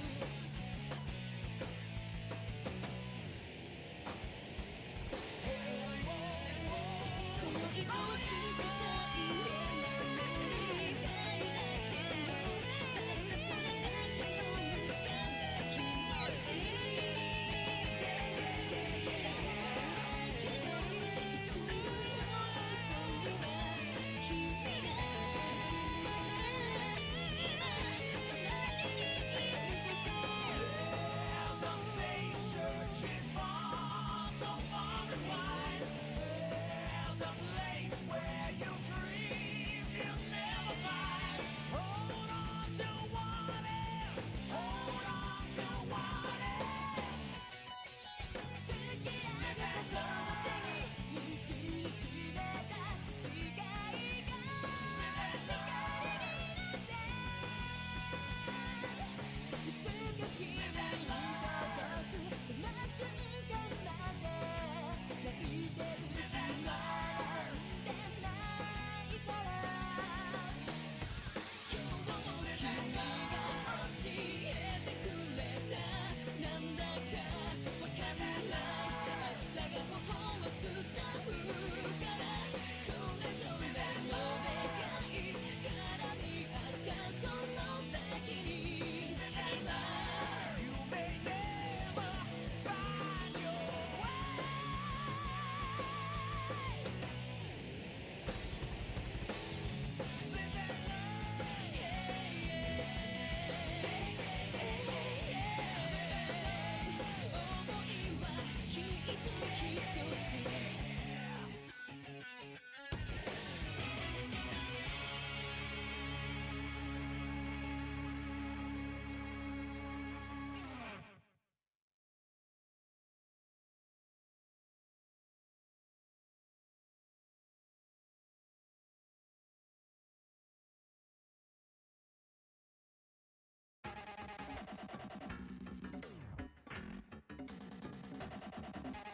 Early in the morning, before the sun could rise, Keeping to myself almost every time disguise. How could I be the one to tell you what was up that day?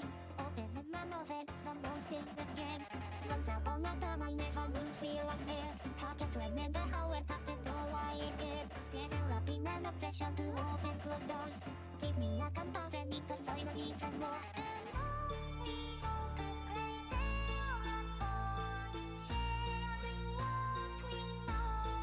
That's how long can we keep playing until the game unrelates. But propaganda, propaganda. I have a feeling I'm not alone. Propaganda, propaganda. Don't believe anything you see or hear. Propaganda, propaganda. I can be the only one who knows. Propaganda, propaganda. Propaganda, propaganda. As we could go back, when it's not easier. They say it's not that deep. Why did I think of that one? When it's not easier. How you could take a lazy up. Falling down the rabbit hole and running out of time. Looking no one notices my thoughts are out of line. I'm not knowing all that something else in life. After this my life it leads in the fear day and night. A call to action, call for something more. For what if you're with us, you're against us, and I won't drop the whole just for I need to rest, give me an end and leave that it's my own run from now. What's the red that pretty all across to be my friend? Can I do it? How can I? How could do it? How could it run? Should I do it? How should it run? How should do it? How should it run? And so I ran. As fast as I could through the ocean, I breathed through the steam that had me, so I ran. I ran for my life and I ran for a dream, for my girl that had me, so I ran. As fast as I could through the ocean, I breathed through the steam that had me, so I ran. I ran for my life and I ran for a dream, for my girl that had me, so I ran. As fast as I could through the ocean, I breathed through the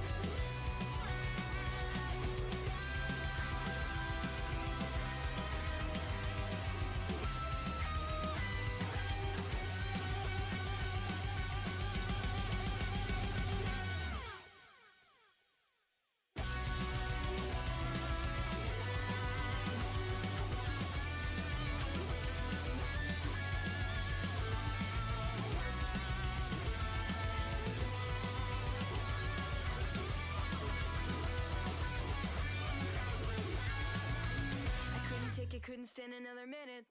Couldn't bear another day without you in it. All of the joy that I had known for all my life was stripped away from me the minute that you died. To have you in my life was all I ever wanted, but now without you, I'm my soul forever haunted. Can't help but feel that I had taken you for granted. No way in hell that I could never comprehend this. I wasn't dreaming when they told me you were gone. I was wide awake and feeling that they had to be wrong. How could you leave me when you swore that you would stay? Now I'm stuck inside of every single effing day. It's like a movie, but there's not a happy ending. Every scene fades black and there's no pretending. This little fairy tale doesn't seem to end well. There's no ending shining ever will wave me from the spell. I know you said it's planned. You tried to do us right, but in the middle of this.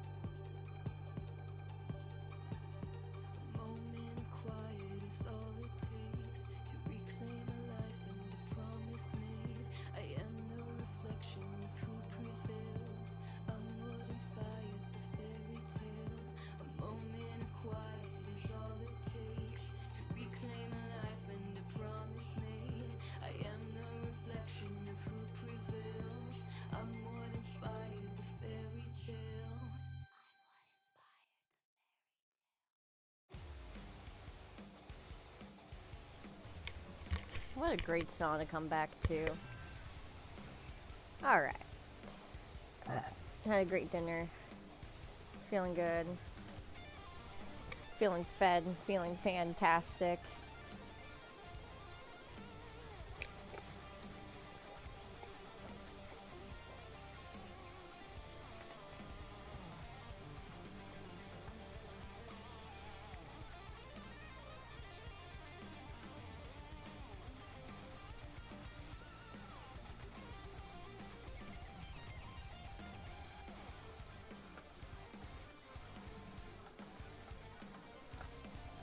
Back. There we go.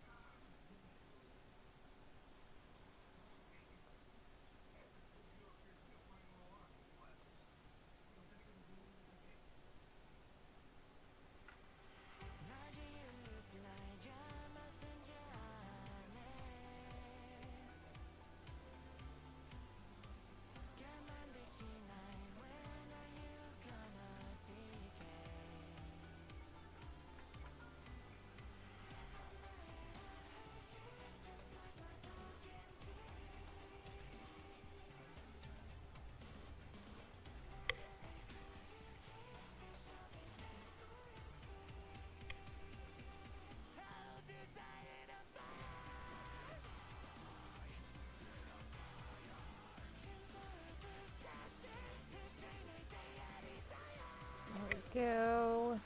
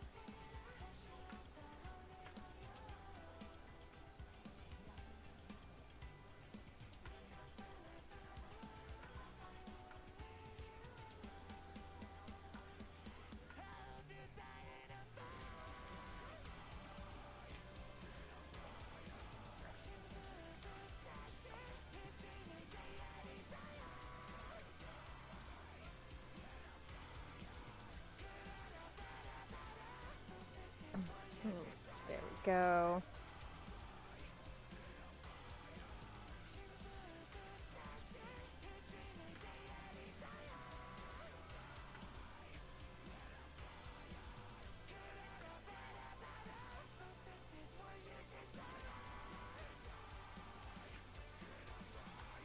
He's like looking up, yelling.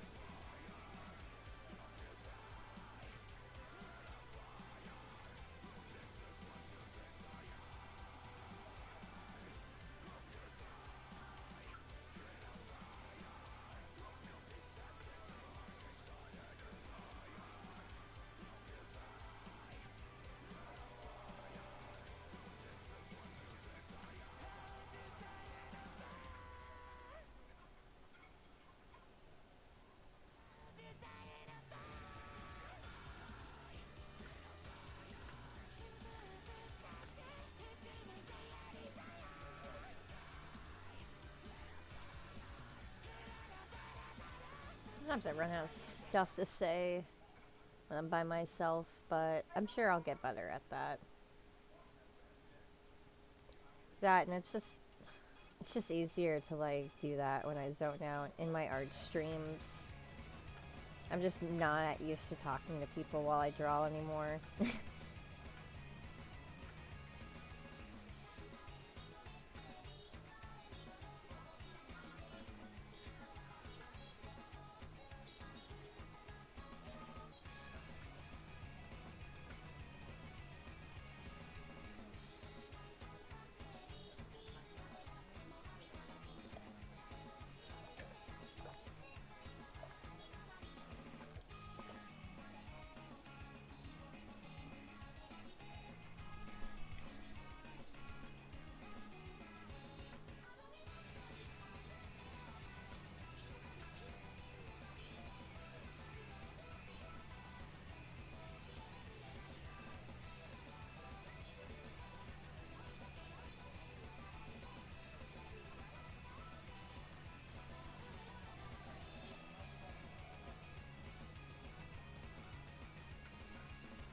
Go.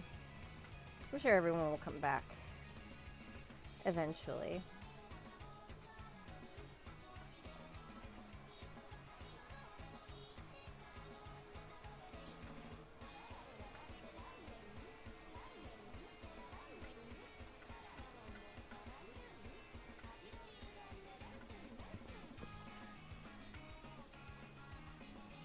Go. Gotta make him look like he's angry. Ah!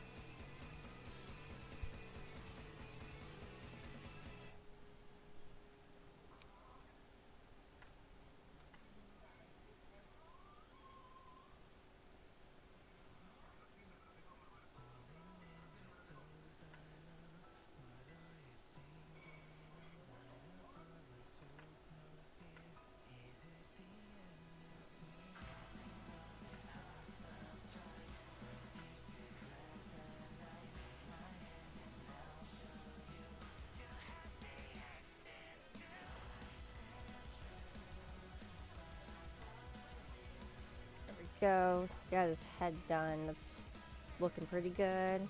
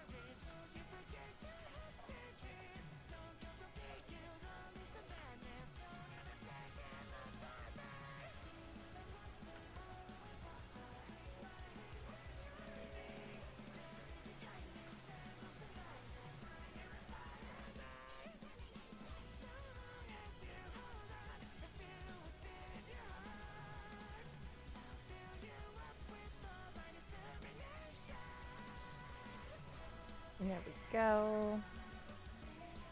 And then I have to make chest plate.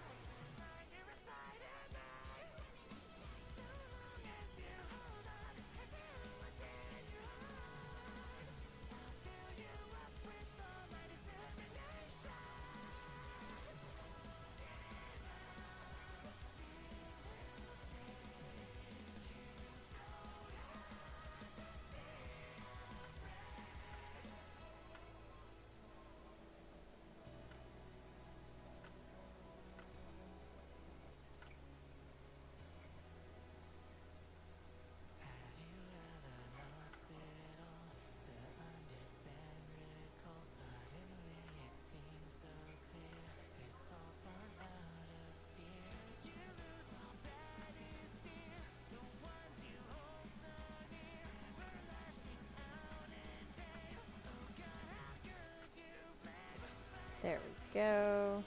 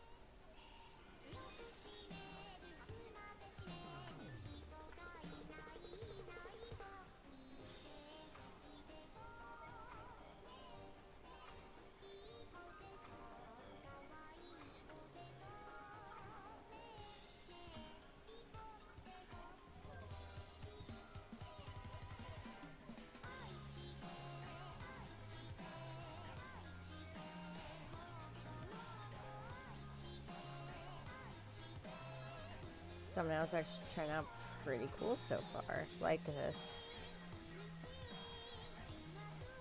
I knew it was a great idea when I had it. And every person I told about it thought it was hilarious, so it worked out.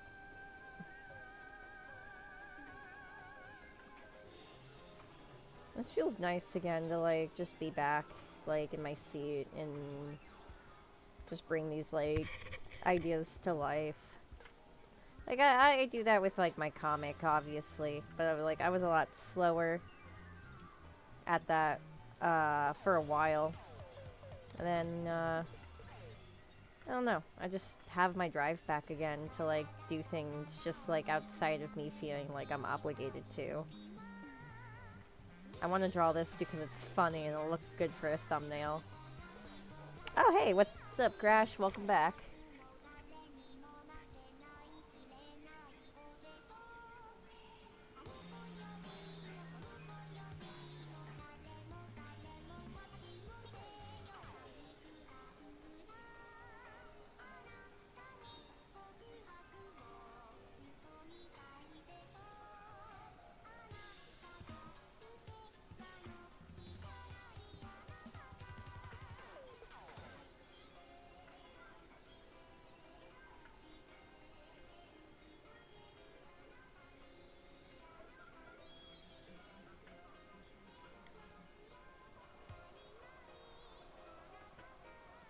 Yep, welcome back, everyone.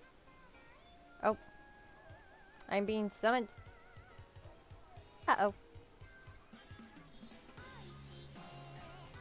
Yo. Yo! Sorry, I didn't see your call there. That's okay. Let's get the video back up again. Or the stream.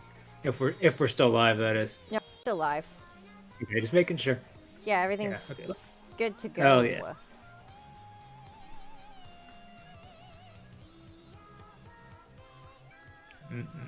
Yeah, Had some dinner. Feeling good. I was just talking about getting over art block of a sort. Oh yeah. Yeah. I don't know, art block hits me different, I feel like. I feel like I just get hit with like sometimes I feel like it's an obligation instead of like a thing that I want to do. But I mean, for me, art block is like just having my motivation just sapped from me all of a sudden. Where like sometimes I still have like ideas coming to me, and other times I just have like nothing. I just want to like consume me like I just want to like watch YouTube all day yeah, or instead like of doing anything else. yeah, or like I have so many ideas and then I just get like super overwhelmed that I can't like complete any of them. Oh yeah, that's me all the time. I've always got like a queue of stuff I'm trying to complete.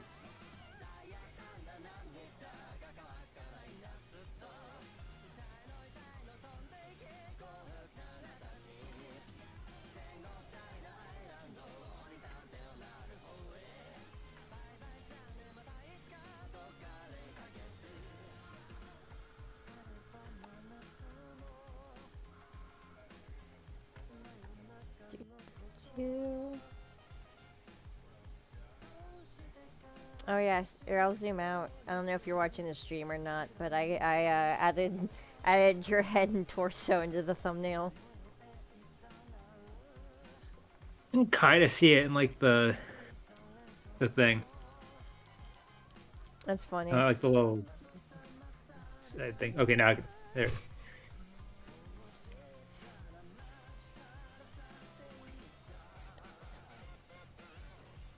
Yep. It's coming along pretty well so far. Yeah, I'd say so.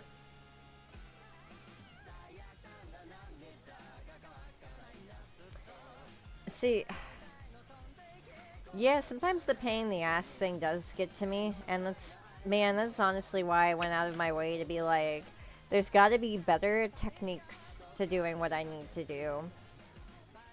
I think it was the last stream, I explained why I gave up on using GIMP, and B, why GIMP would crash on me so often, because like I do this for each color, it has its own like shade layer and then highlight layer, right?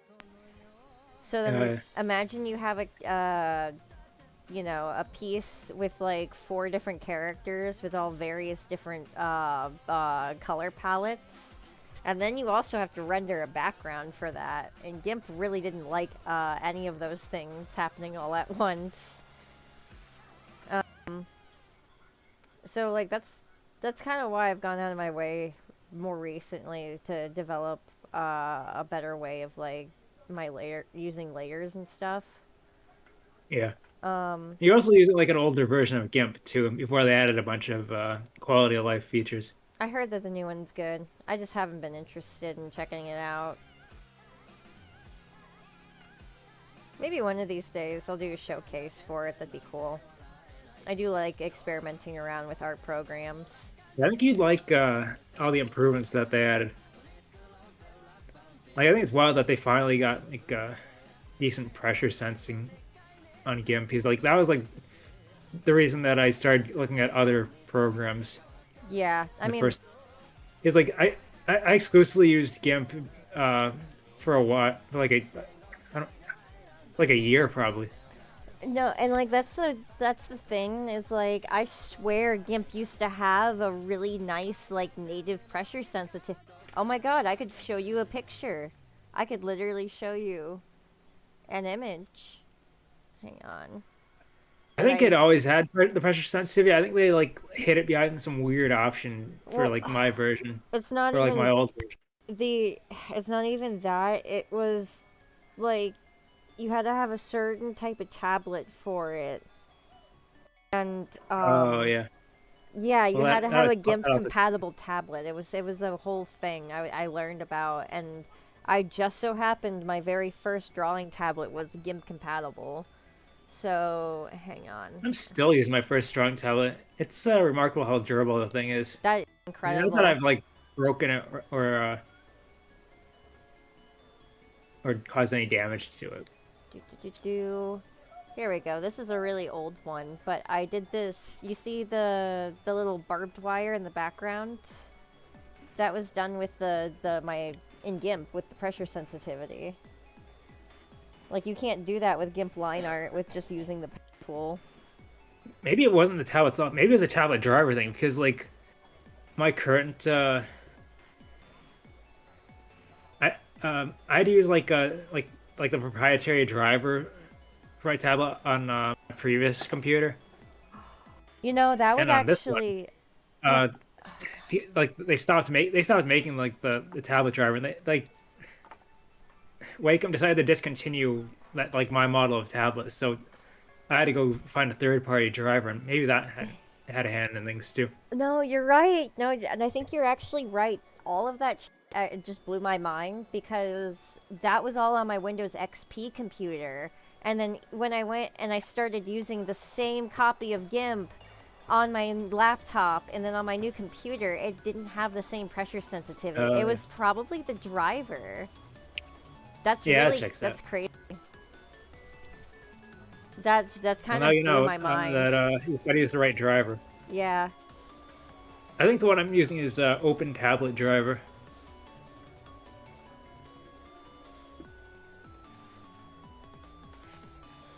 By the way, don't mind me showing off my 15-year-old Mega Man OC. I mean, I made it when I was 15. She's not 15 years old. Not yet. Yeah, I was gonna say that might not be the right math.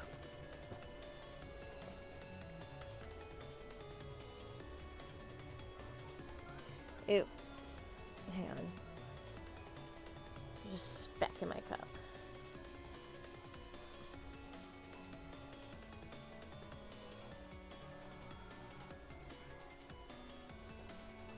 I got it.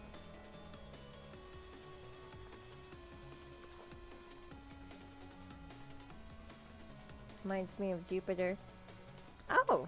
She does kind of look like Sailor Jupiter. Kind of. And also like I thought I was talking about the Mega Man Jupiter, which I can also see. Oh! That one too. I can see both actually. I think I might have slightly based her off of him. I'm not No, that makes entirely sure.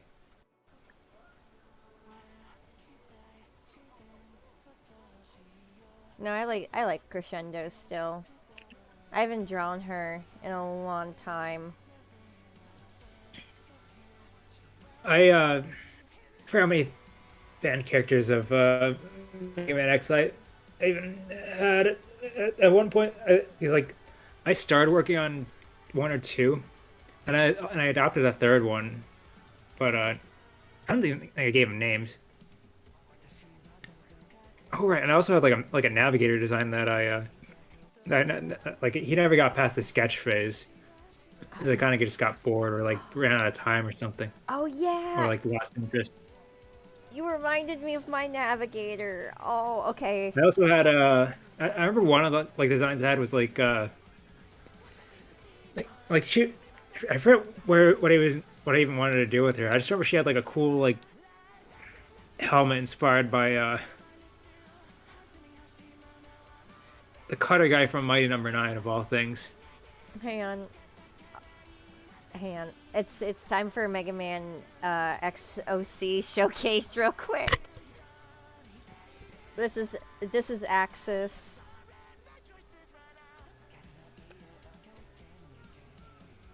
He so his story is that he was actually a radio station host, like DJ host, before the virus broke out.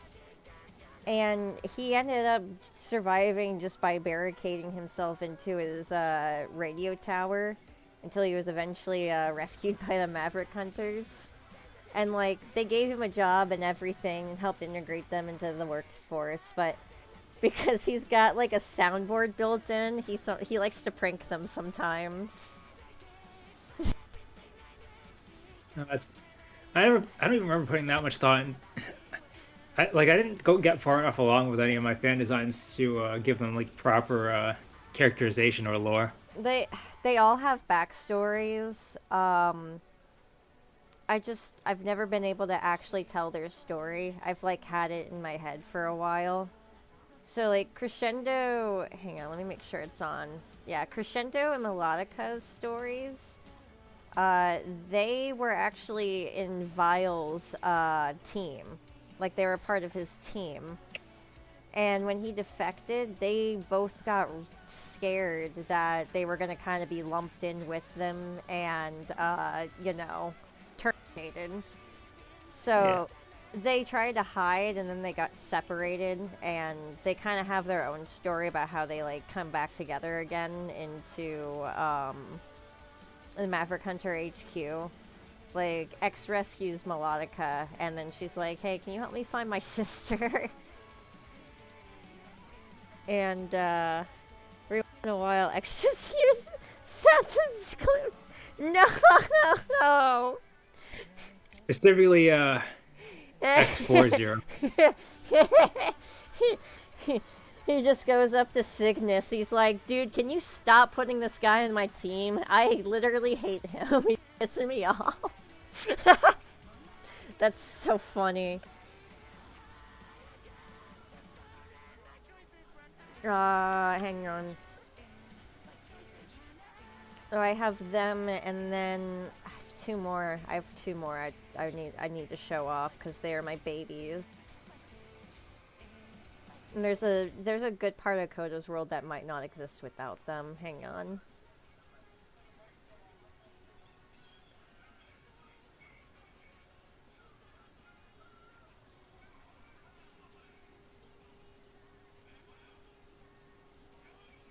I don't know what I named this image in my computer.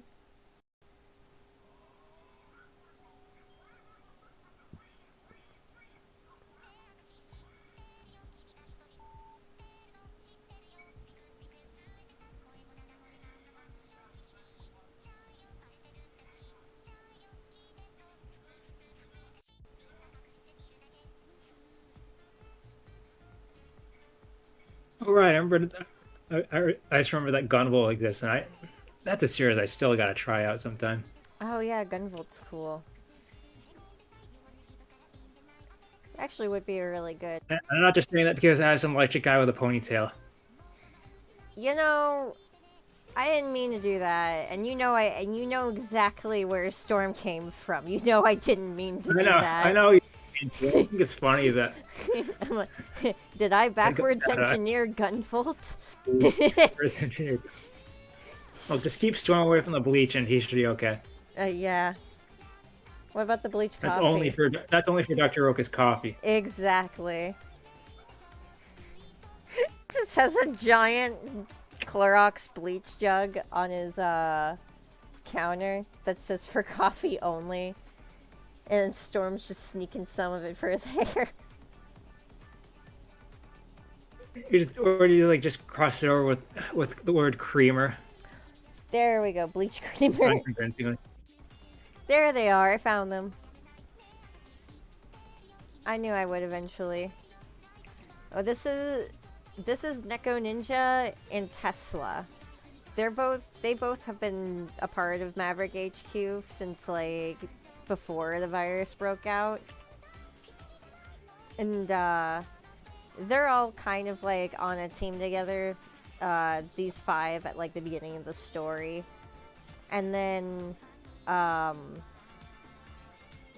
we'll say a series of sabotory events happen, and it makes it obvious that somebody is like working for the other side.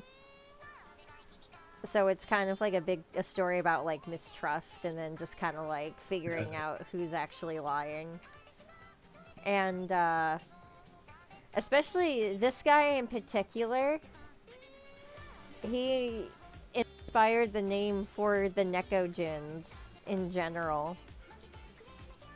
And he's also totally not my stand-in for Storm in this universe. Not even a little bit. I mean, he's even with the scarf to emulate Storm's hair, kind of. Tesla's design I'm the most proud of, honestly. I've barely changed it since her original design. I've kind of like muted her hair out a little bit. I had some like old sketches of one of my I probably have them somewhere. I was like designing one based off of like like the enemies that use ride armor in X1. Oh yeah.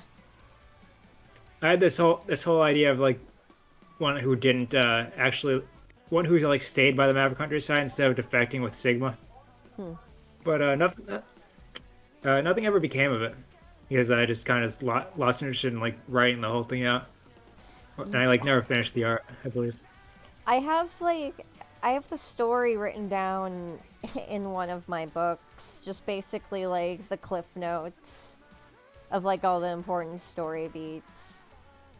There is one more character that I just haven't redrawn in forever. I don't even know if I could find a picture of her anymore. I got this custom adopt as like one of my potential fan characters for the X series, but I haven't done exactly nothing with them in the past 10 years. Oh yeah, okay. She does still exist. This is really old, but this is General Ember. So that's the general of like their hunter group.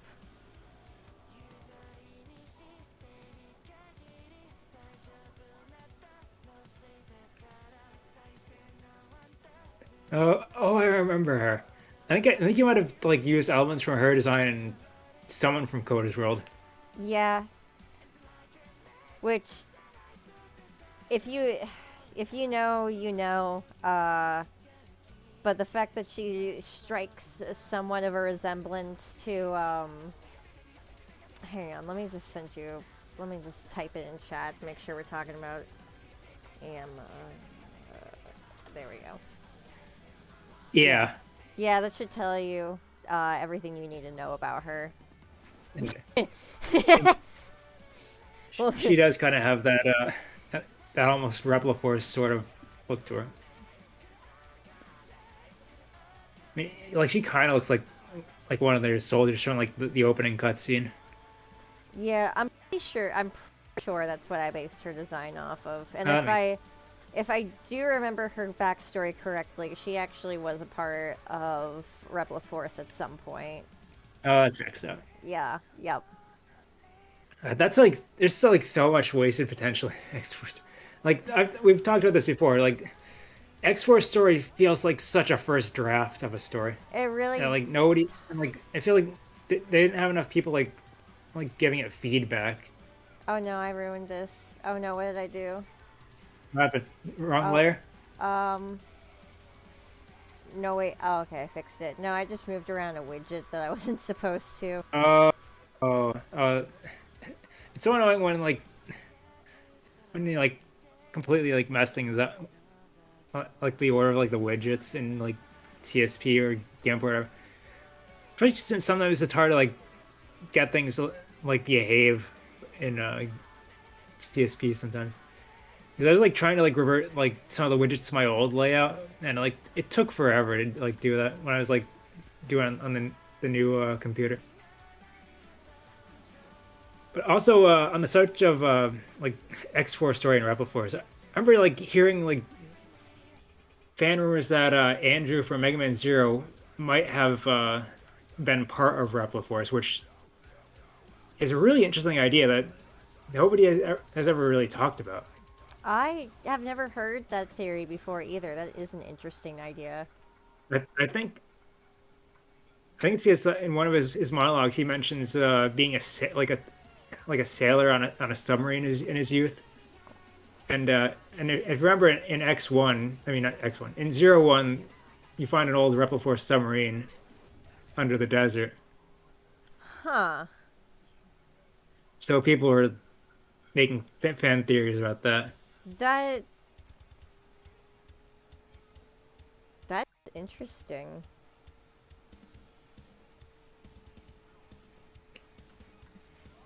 And that game also was written by well, mostly written by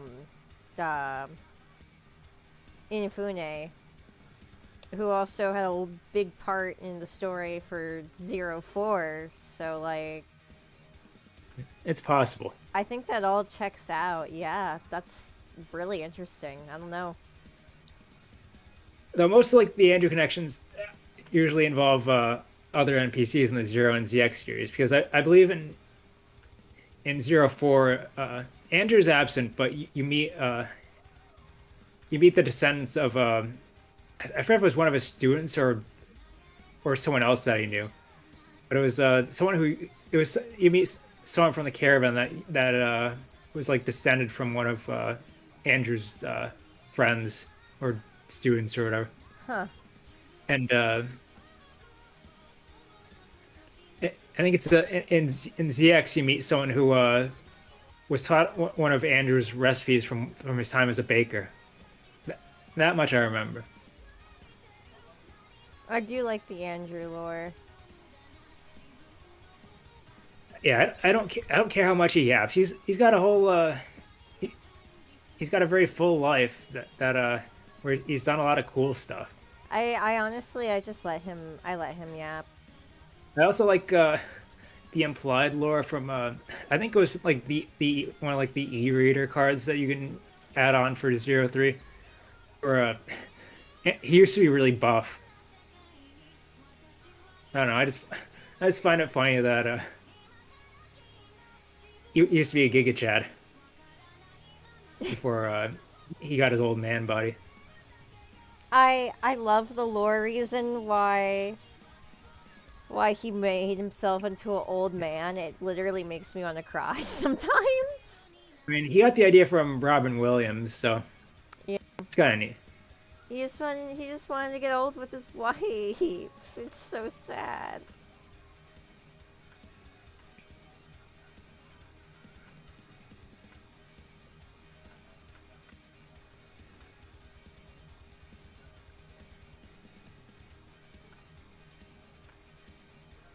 There we go. No, Andrew's the reason everyone should take time to listen to their local old man at their donut shop. They probably have some really cool shit to say. They won't be around forever to say it. Yeah, maybe you can like learn his workout routine. Exactly. Exactly. Sometimes you have to have like a little bit of an ulterior motive as well. As long as your main motive is good, that's all that matters. Like most of what I remember from Andrew, besides the love story, is him being a baker and a sailor. But I don't remember everything he said, unfortunately. I'm yeah. I wish I wish I could remember more. Wait, no, he was a baker, a sailor, and a teacher. That's right. Oh yeah, he was. Yeah, and he was a teacher. I mentioned this earlier, like him being a teacher. Yeah, and like his whole thing with one of his students.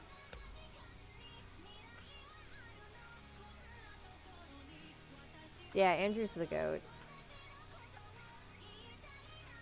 There, I feel like there's a very distinct lack of like, stories about his whole life. He's like when you live to be his age, like you're bound to like go through like some pretty crazy experiences. See, all right, and then here, a world building opportunity. Imagine we see a really young Andrew in a Mega Man X9. That would be pretty fun. Like, what's your name, soldier? Oh, my name's Andrew. Andrew. Actually, even funnier. What if the really young Andrew had like a child like or played by Oh, like that'd be kind of funny. It's like that's like a thing. that would be that'd be the ultimate way to pay tribute to Andrew That would- in like an That would be X9. hilarious. Get to see Andrew the early years.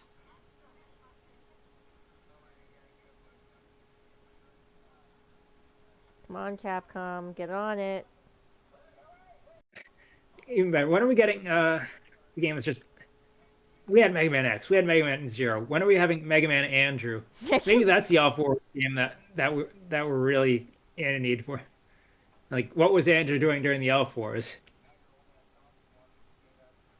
I have a feeling he might have been involved in them. Mega Man Andrew. Yeah, he seems like he lets on that he was more involved than he really was. I'm changing the soundtrack. There we go.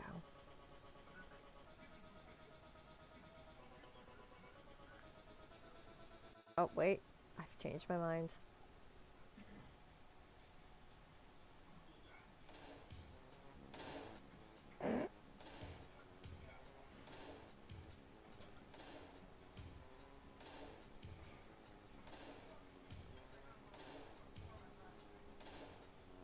Wow. They just make anything out of the Mario sound font these days. It is pretty funny. It's just a genre now.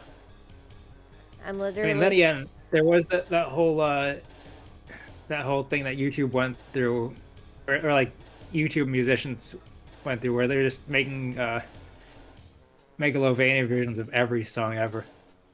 that was very real. Or when people were vocoding Megalovania to different scenes in Family Guy. I remember that. I also remember them vocoding like Mega Man songs to scenes in Family Guy too. That was pretty. That was honestly the peak of that meme is when they started picking Mega Man songs to do it to. Yeah.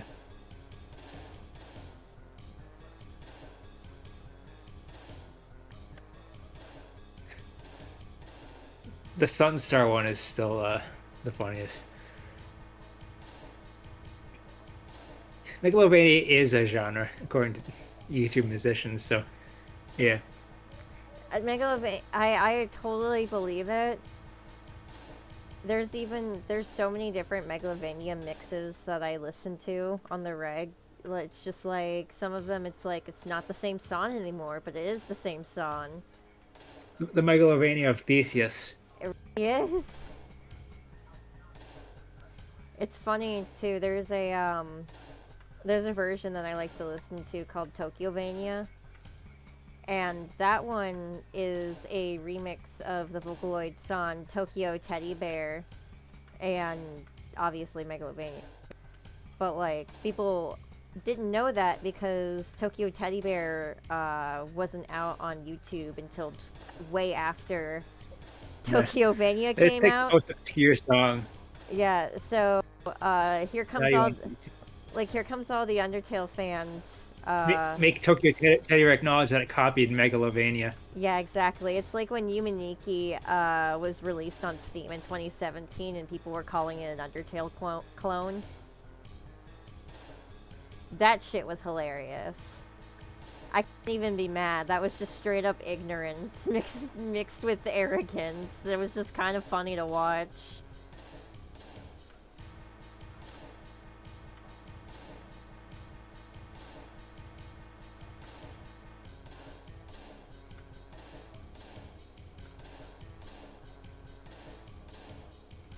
I think we need to start doing the same thing that they did with Megalovania for other like songs from like other games too.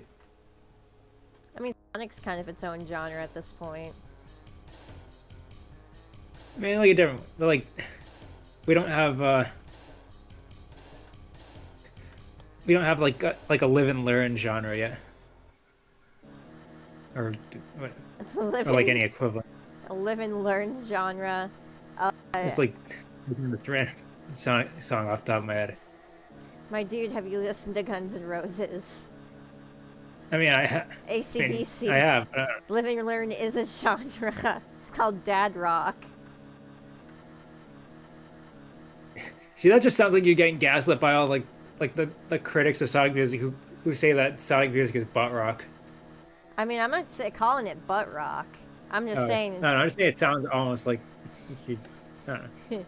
No, it's just like, I mean, it is what it is, you know? Yeah. I wouldn't even say, like, classic rock is the thing to call it. It's just like, No, it's like 70s and 80s rock inspired yeah. stuff. Classic rock's more like 60s rock. But people throw the 70s and 80s into that now because it's just been so long since those periods have happened. Yeah, no, I mean, like, you're also talking to somebody that, like, does actually enjoy the genre known as butt rock. Some for nostalgia reasons, and some for it sounds like Crush 40, therefore I like it type reasons. Yeah. There's no shame in it.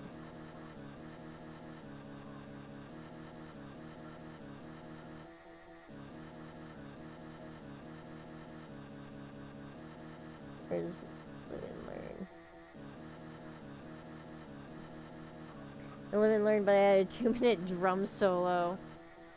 Oh, I mean, there is some Live and Learn, but they put the freedom motif on the end. I think I've heard I posted it, but that's right of when someone put the freedom motif in Jingle Bells, or like this past Christmas. You know what? Freedom motif is its own genre of music. Oh yeah. Well, it's not. Well, it definitely sounds like they're trying to turn it into one. Yeah, that's real. But it changes speed.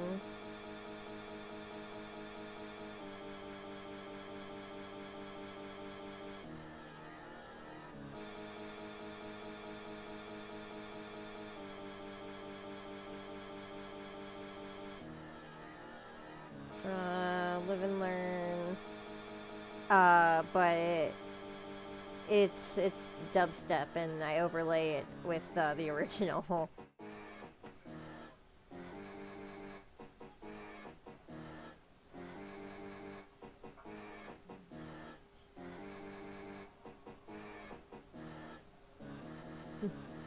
Live and Learn Bad Ending Edition. Sonic Adventure 2, the bad ending continues.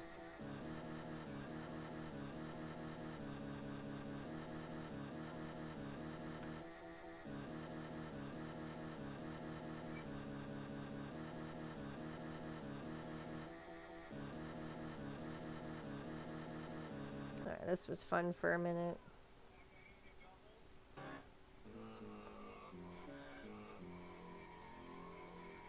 mean, the stretch out of vowel thing is kind of just like a genre in of itself for like meme music. But what if there was no vowels? That's also a genre in meme music. Meme music is such a versatile genre. It really is. I only know one Eminem song really well, and that's because of reposted in the wrong neighborhood. I mean, you know, I always associate him with trying to rhyme orange with banana.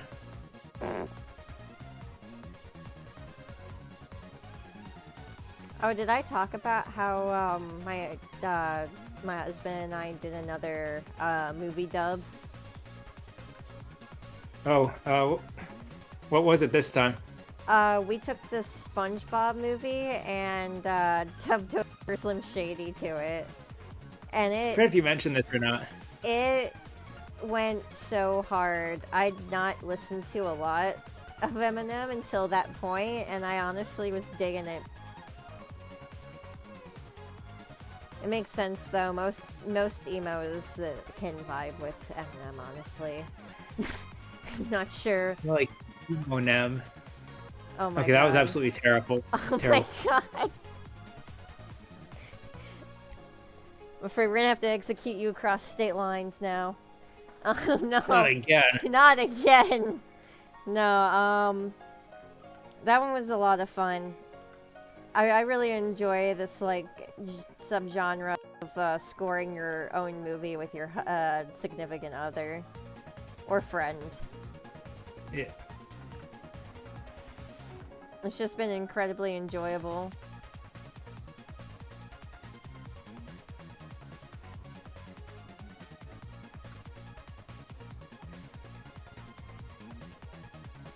And I think it all began with Pink Floyd and Wizard of Oz. Or was it Pink Floyd and Wizard of Oz, or was it I mean, something else? that inspired it. My husband and I used to watch a podcast just called Dudesy, where like it was the early days of like people messing around with like AI and stuff, and it was all like in a contained little bubble. And they would just have like the AI like do like things like help co-host their show. And like towards the end it definitely made it seem more like one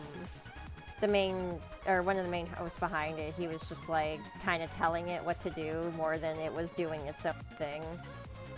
But the whole point was like it started scoring movies for them like in the show. And then when it ended we were like, aw, that kind of blows. What if we scored our own, movies?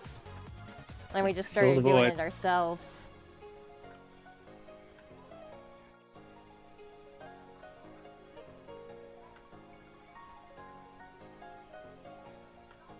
It is really disappointing, like, where AI is gone, because it could have just been used for fun little things like that, but now it's just such a slippery slope. Like, I don't think anyone should use it at all. Yeah, because it's just how far it's fallen off. Yeah. We've had this conversation where it has been grossly misused over the years. Absolutely. Steal from people, put people out of jobs. It's just not kosher. And I definitely believe I definitely believe humans will prevail through everything. It's just really heartbreaking to even see it happen to begin with.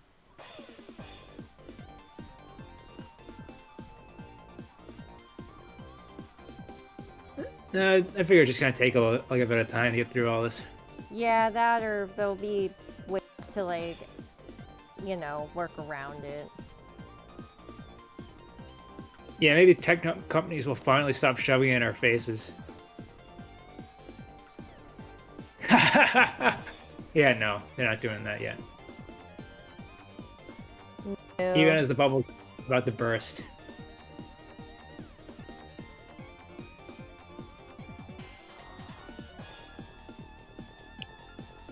Yeah, man.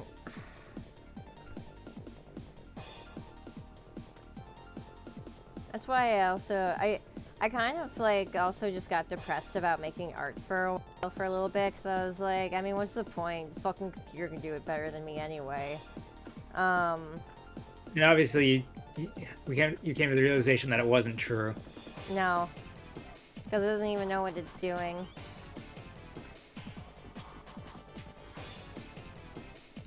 I do. Great Lake Priest. Yeah, that sounds about right. Yeah.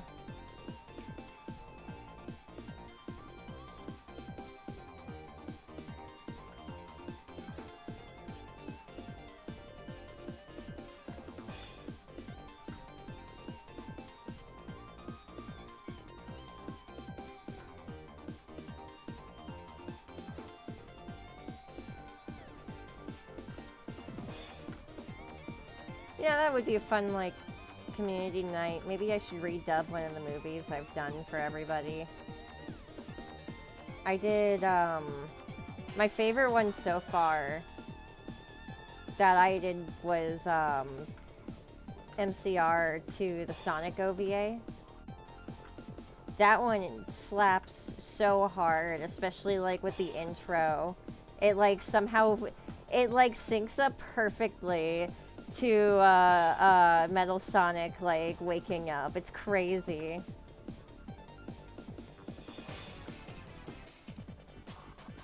It's the AMV potential. It's just one big AMV. It's really fun.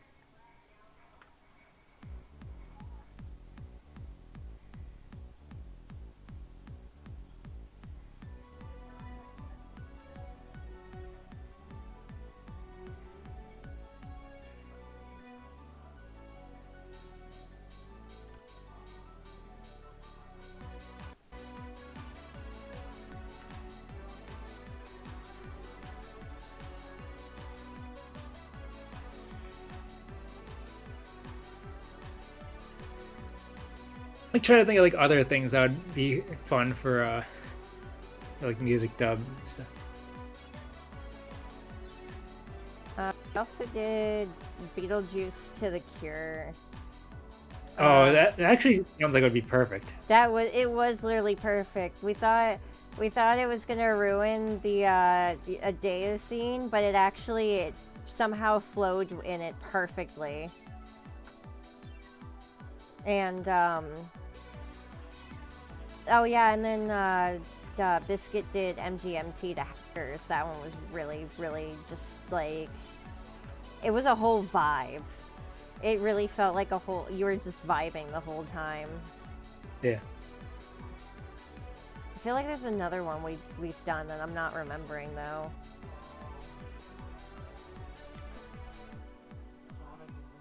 I already brought that one up. And that was the one I started talking about with SpongeBob. Have we only done 4?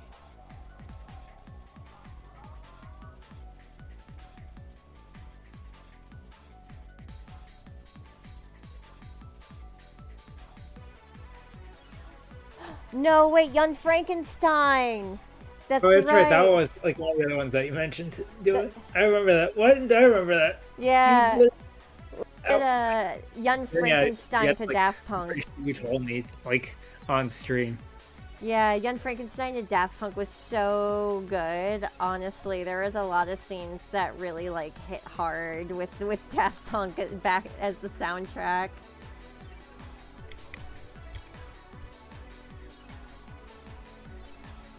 I feel like you could, like, pair Pearl Jam with, like, some other, I'm trying to think of like a movie that would pair well with Pearl Jam, off the top of my head. I've never thought about using Pearl Jam before. That's an interesting suggestion.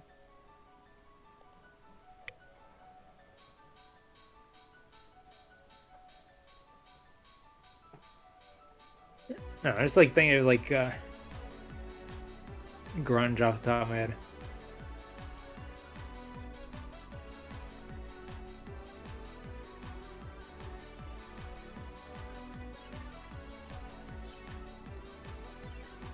Might be nice to use the Deftones next. Yeah, I think that could work.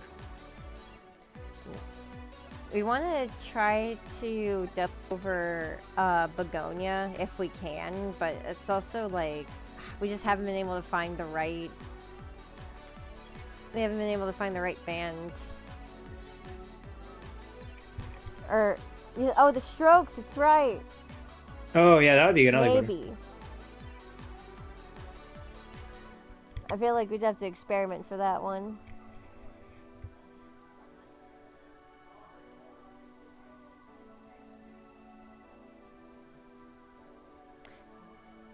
Yeah, for some reason, Young, Frankenstein, and Daft Punk work really well together.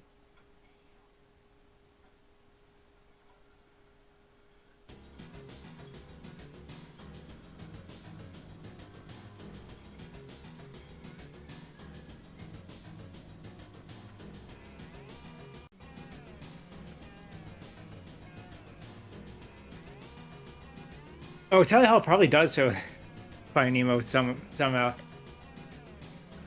But now I'm thinking like, what kind of movie I would pair with Katy Perry. Oh. Like, I was trying to think of like the dumbest, maybe not dumbest, like the most out there. I have an immediate answer that I think is the only thing you can do to Katy Perry. The Barbie movie. Oh yeah. She's literally the California girl.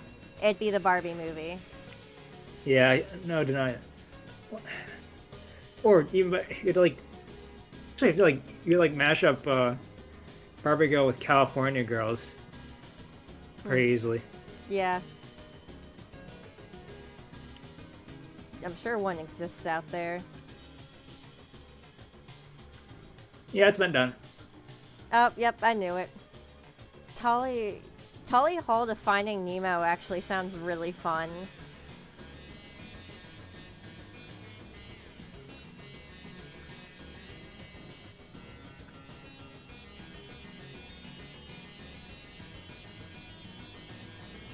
I would want to find the perfect scene to put Ruler of Everything, though. Yeah, that might be a difficult one. I don't know. That one sounds really fun challenge, honestly.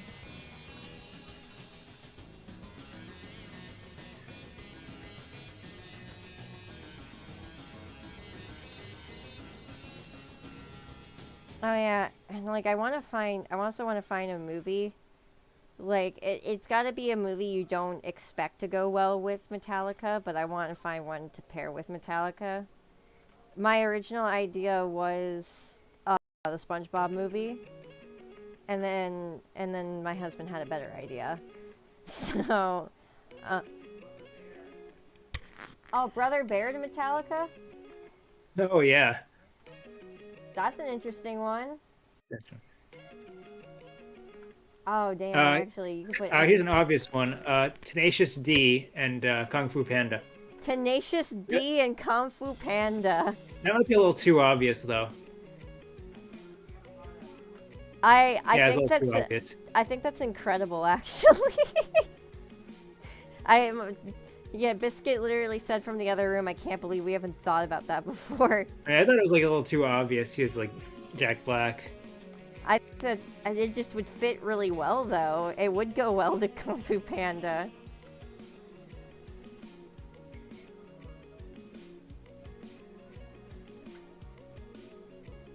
Rob Zombie and Toy Story.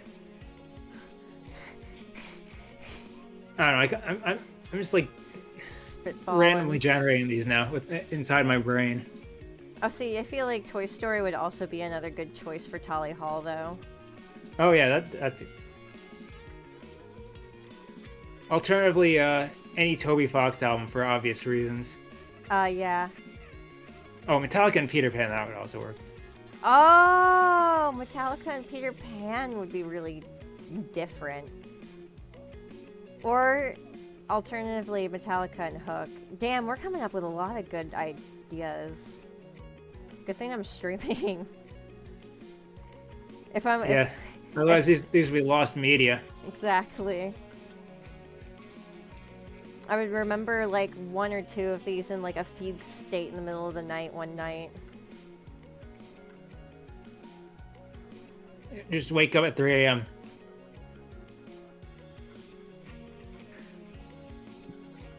which I guess is just gonna turn into a running gag at this point.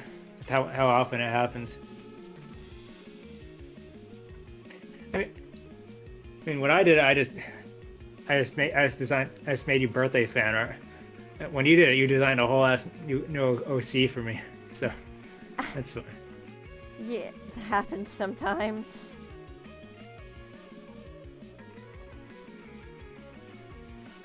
Oh, wait, you're talking about Zach, right? Yeah. Okay.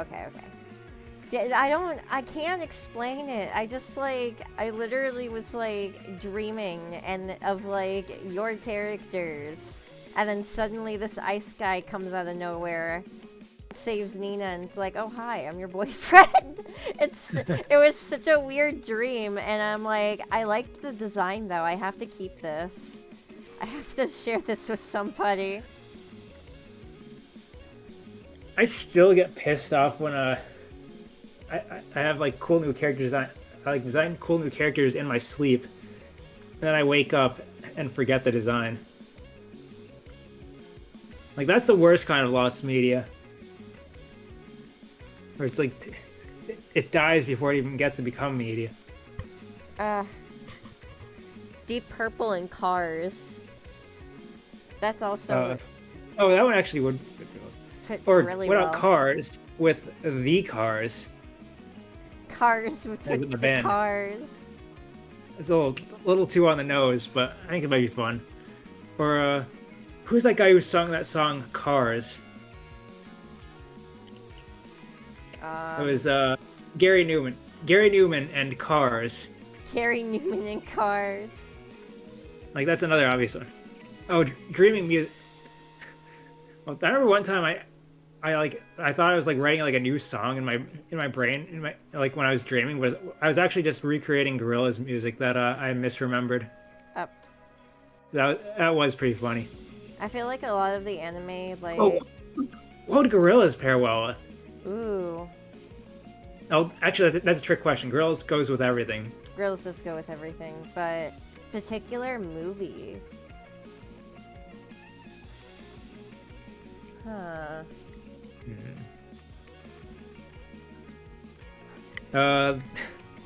Hey, Crap. babe, what if we paired fucking Begonia with the Gorillas? Dude, that's what I'm saying. Frodo just brought up the Gorillas. I'm like, up, Begonia. We got. I think we should go for it.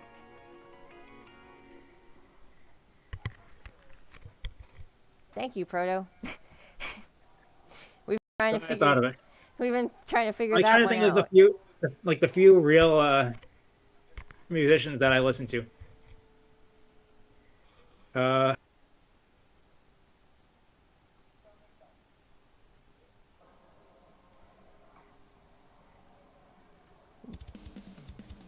The Doors and Monster Inc. Oh, okay. That's a little on the nose, but I like it. Dude, as a Floridian, I appreciate that. And think of what he's the Lizard King. Randall is kind of lizardy. Yeah, it works. It Checks does out. work. Oh my god, that works so well. Alright, Gorillas and Madagascar. Oh yeah, that would actually work. I'm stealing all of these ideas. I'm trying to think of like who would go well with Crush 40 aside from the obvious answer.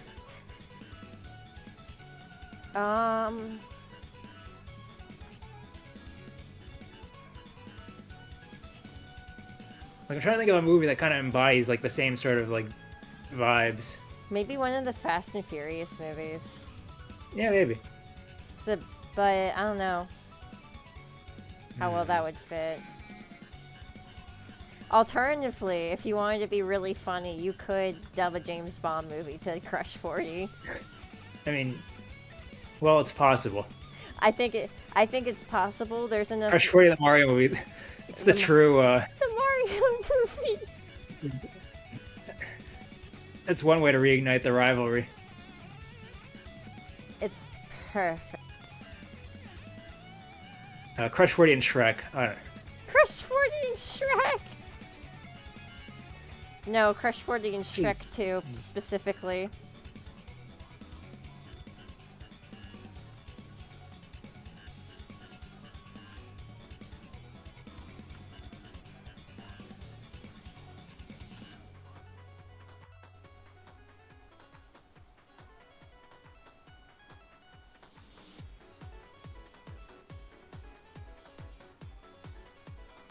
The Proto Men and Blade Runner. Holy shit. That's like it kind of that's like kind of like a cyberpunky take on Mega Man. Blade Runner is like the big cyberpunk thing. I thought it'd be fitting. Yeah, I honestly, I encourage everyone to literally just score their own movies and then come back with your homework results. I think that would be really fun. We could just make like a community night out of it. Obviously, you can't pick a 3-hour long movie, but like, Yeah. that would be really fun.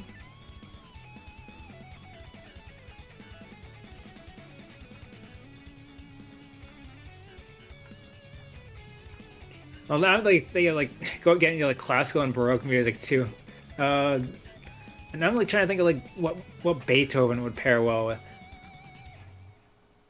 Ooh. or like a movie. There was this really cheesy movie I used to watch when I was a kid called The Princess and the Goblin. Oh yeah, I heard about that one. It was kind of, I heard it's like pretty infamous. Low-key, wait, is it infamous? What's it infamous for? Being kind of cheesy, I think. That's so funny. Yeah, it like holds a really special place in my heart, but it is really fucking cheesy. But I also think Beethoven would pair well with that. Like, I feel like a lot of the obvious answers would be like some old Golden Age Disney movies, like Sleeping Beauty or one, something like that. Really, any like traditional like animated movie like with that sort of setting could work for Beethoven, really. Or even the funny answer would be Ella Enchanted. Oh, actually, you might be cooking. You might be cooking. I think that's the funny and correct answer. I don't even remember like watching that much. I remember like my sister watching a part of it, but I didn't see the whole thing. My friends were more into it than I was, but it's not a bad movie. Yeah, it's pretty decent. I do, from what I remember seeing of it, I think Beethoven would pair well with it, though. I've given everyone a new purpose. Oh, Zachy brings up a 101 good point. nominations. Oh, yeah, Beethoven. That would also be, Bach. Oh, yeah. See, everyone has a new purpose. Go score your own movies. And we'll do like a show and tell in the Discord one night. I think that's actually really I've just been fun. pitching all of mine, like willy-nilly. Yeah, like pick. Beethoven and Big Hero 6, it could work. Actually, Oh, Big Hero 6 and Daft Punk would actually work pretty well too. actually, or Big Hero 6 and Crush 40. I didn't even think about it like also that. that too. That's awesome.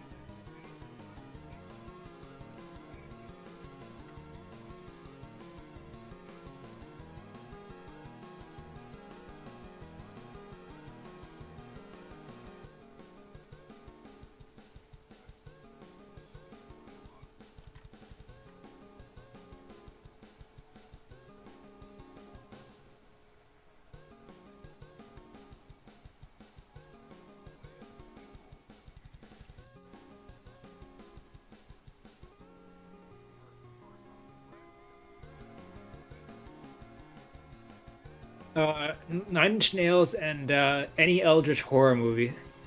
I can't think of any off the top of my head. Oh my god. Quick, name an Eldritch horror movie. Nine Inch Nails to It. Or It. Fucking The Thing.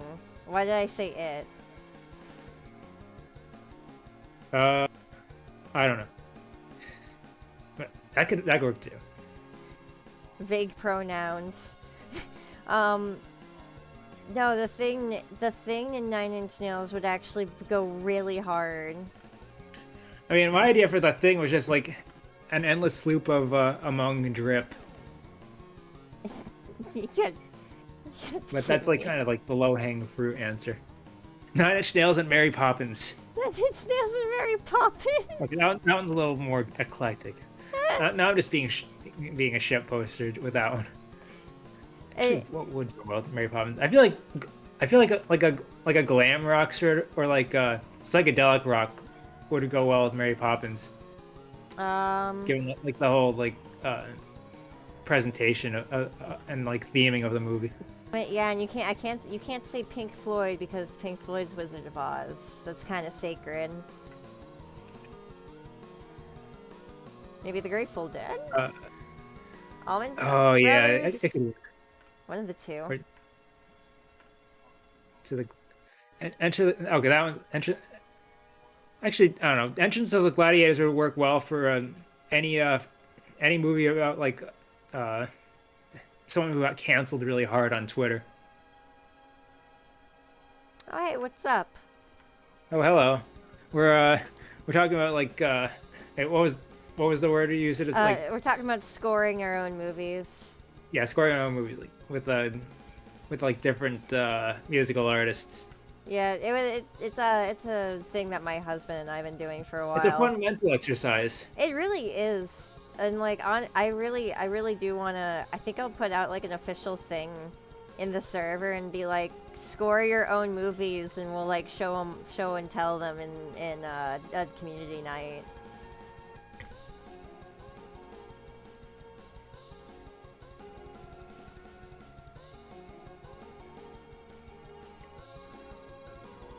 We're gonna have to make sure each movie stays under 2 hours. I think that's fair.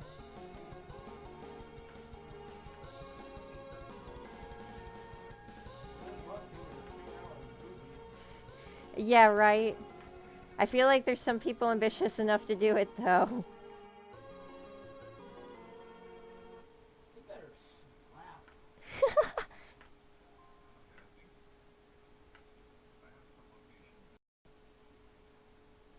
Uh, Captain Underpants and They Might Be Giants. That's my other one of my other pitch. Though that one might be a little sacrilegious to Weird Al. I put the other like famous comedy musicians in there. Shoot, yeah. I don't know how to be able to pull that one off. Oh, is it past time? Oh, it is past time. We've honestly just been spitballing. I mean, no shame there. That one's pretty. We're just having fun coming up with these. It's like I said, it's a fun mental exercise.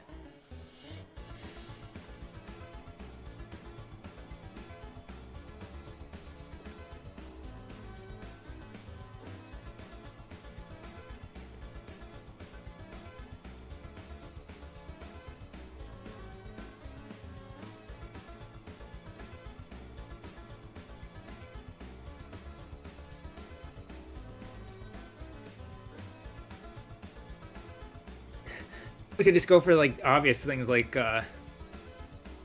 Skillet and the Sonic movie, or any other like, or Linkin Park in the Sonic movie. Linkin Park in the Sonic movie would go so hard. Or where's Linkin Park and any of the Dragon Ball movies? Oh my god. I mean, because like that was like a whole AMV genre. That specifically would make me want to put Linkin Park to Sonic 3 because like that's just so nostalgic for me Oh yeah, specifically. but Death Grips and The Godfather, that could work. Ooh. Even though it insists upon itself. Just like Sound of Music. Uh, actually, on that note, what would I put over Sound of Music? I'm like trying to think.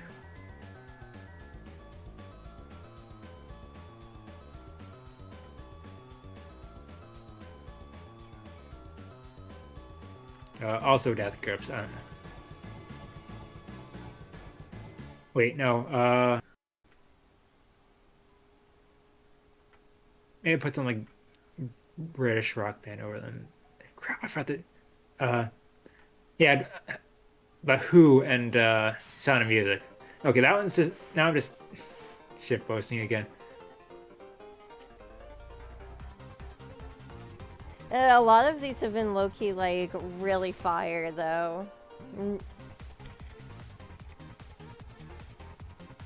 Megadeth and any King Arthur movie or any like King Arthur adjacent movie.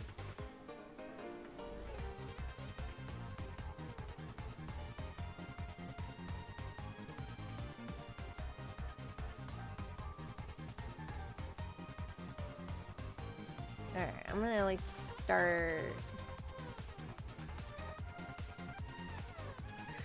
on your helmet here. And I'm gonna probably pop off in a few minutes. Still, you got a lot done today. Oh yeah. I went for the stream's been going for a while too, so I'm pretty proud of that. Yeah.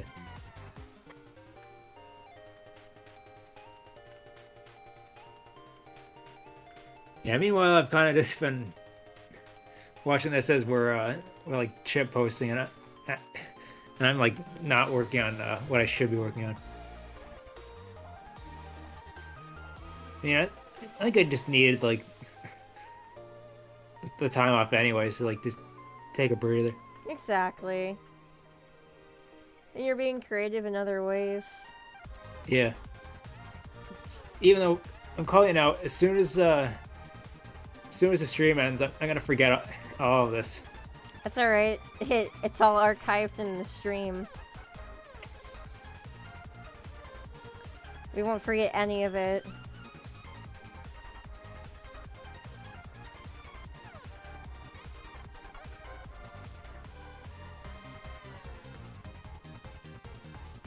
If we forget any of this, we'll be like, oh man, what was that one idea we had the other day? We can just go to the stream. Yeah. We know it'll be at, like, towards the end anyway. And Zaki messing with Sigma. That'd be funny. Yeah, I'll make a timestamp for literally us to use to make these movie dubs with.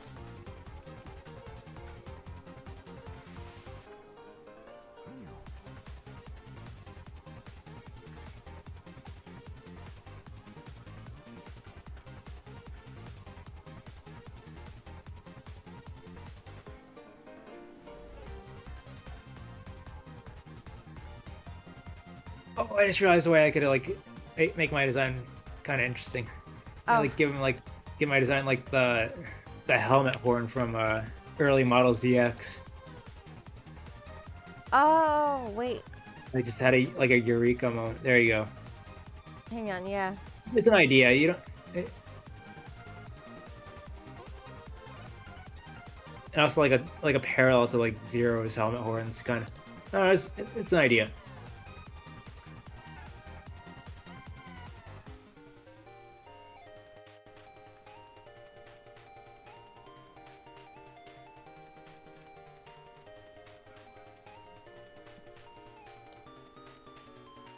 Hang on, let me get... Oh, hey, you got the reference. That's cool. Yep.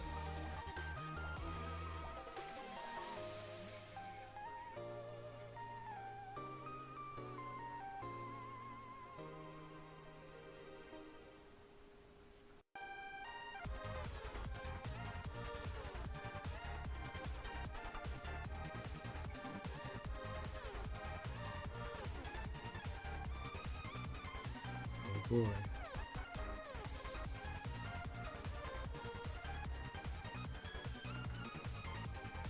Oh, My Little Pony the movie and Dragon Force. What?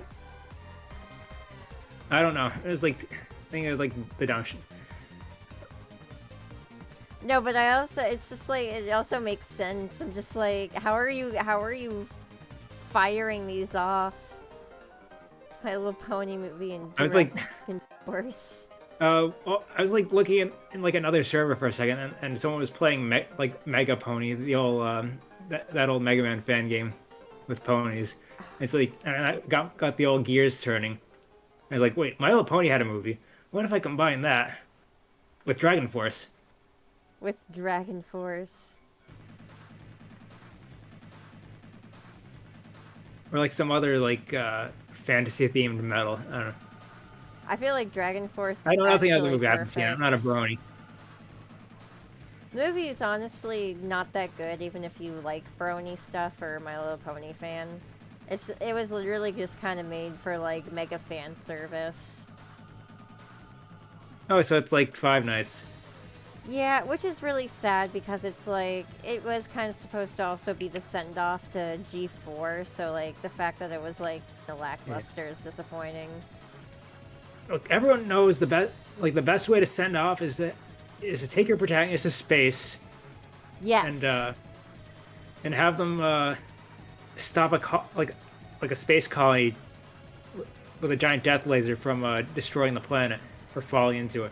Have you ever read the original My Little Pony Death Bible? Or Death Bible? Show Death Bible? Bible. I have not. He's not a brony. Death Bible?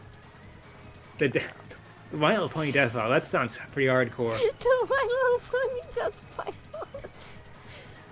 That's how you know I'm tired. Starting to put words together that shouldn't be there. No, the My Little Pony Show Bible is actually really interesting to look at. I definitely would like recommend it as like a study for like world building. How does the horn look, by the way? Let me take a look at it. Yeah, it looks pretty good so far. Waiting for it to catch up. Oh, okay. But no, it's interesting because like Yeah, it looks good. there are a lot of things that made it from the Bible into the show, and then there's some things that they changed that I honestly feel like should have just stayed the way that they were. Like there was lore about like you know, every unicorn only had like a special power they could use. Like on top of like being able to like levitate things and open doors and stuff, they had like special abilities with like their horns. Versus in the actual show itself, they just kind of can like pick up a spell book and learn whatever they want. I feel like it just made like the magic more like controlled. I like that. Maybe the executives didn't like that. I think it had something to do with like that, and then wanting to like make the magic a little bit more like wacky and out there.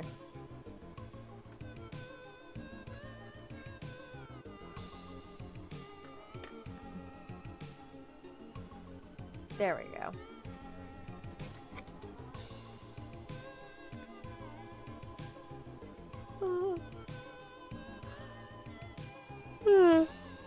Alright. I think I'll leave it here for now. Yeah. Also, me being decapitated kind of reminds me of that one regular show Halloween episode. I don't remember off the top of my head. It was it's the one where the wizard kills everyone. Oh. Mordecai gets decapitated. He's like, this is what it's like to be as tall as Rigby right before he dies. What? That's funny.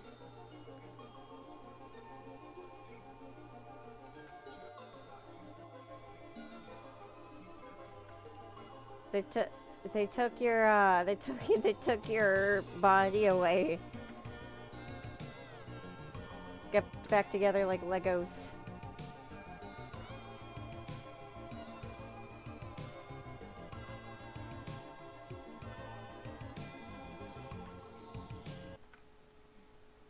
Oh, my music. No, the music went out.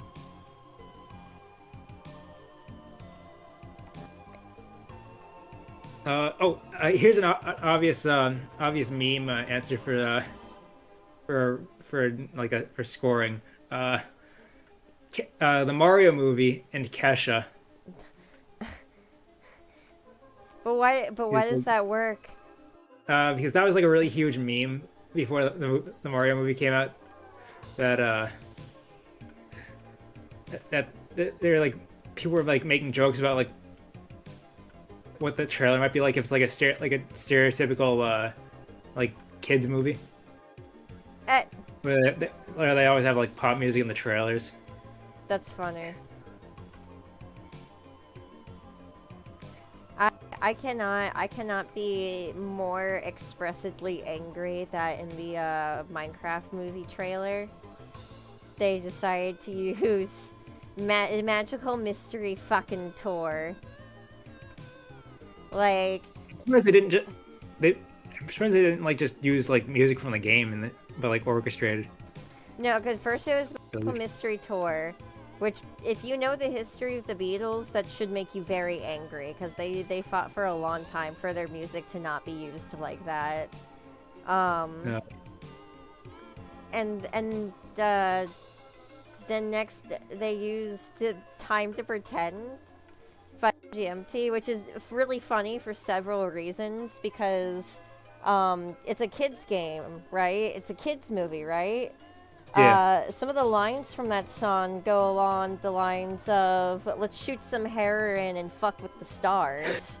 So can't wait till not the first time a kids movie has used popular songs with questionable lyrics. Yeah. It's just odd music choices when there's perfectly good music already existing for this property, but that's okay.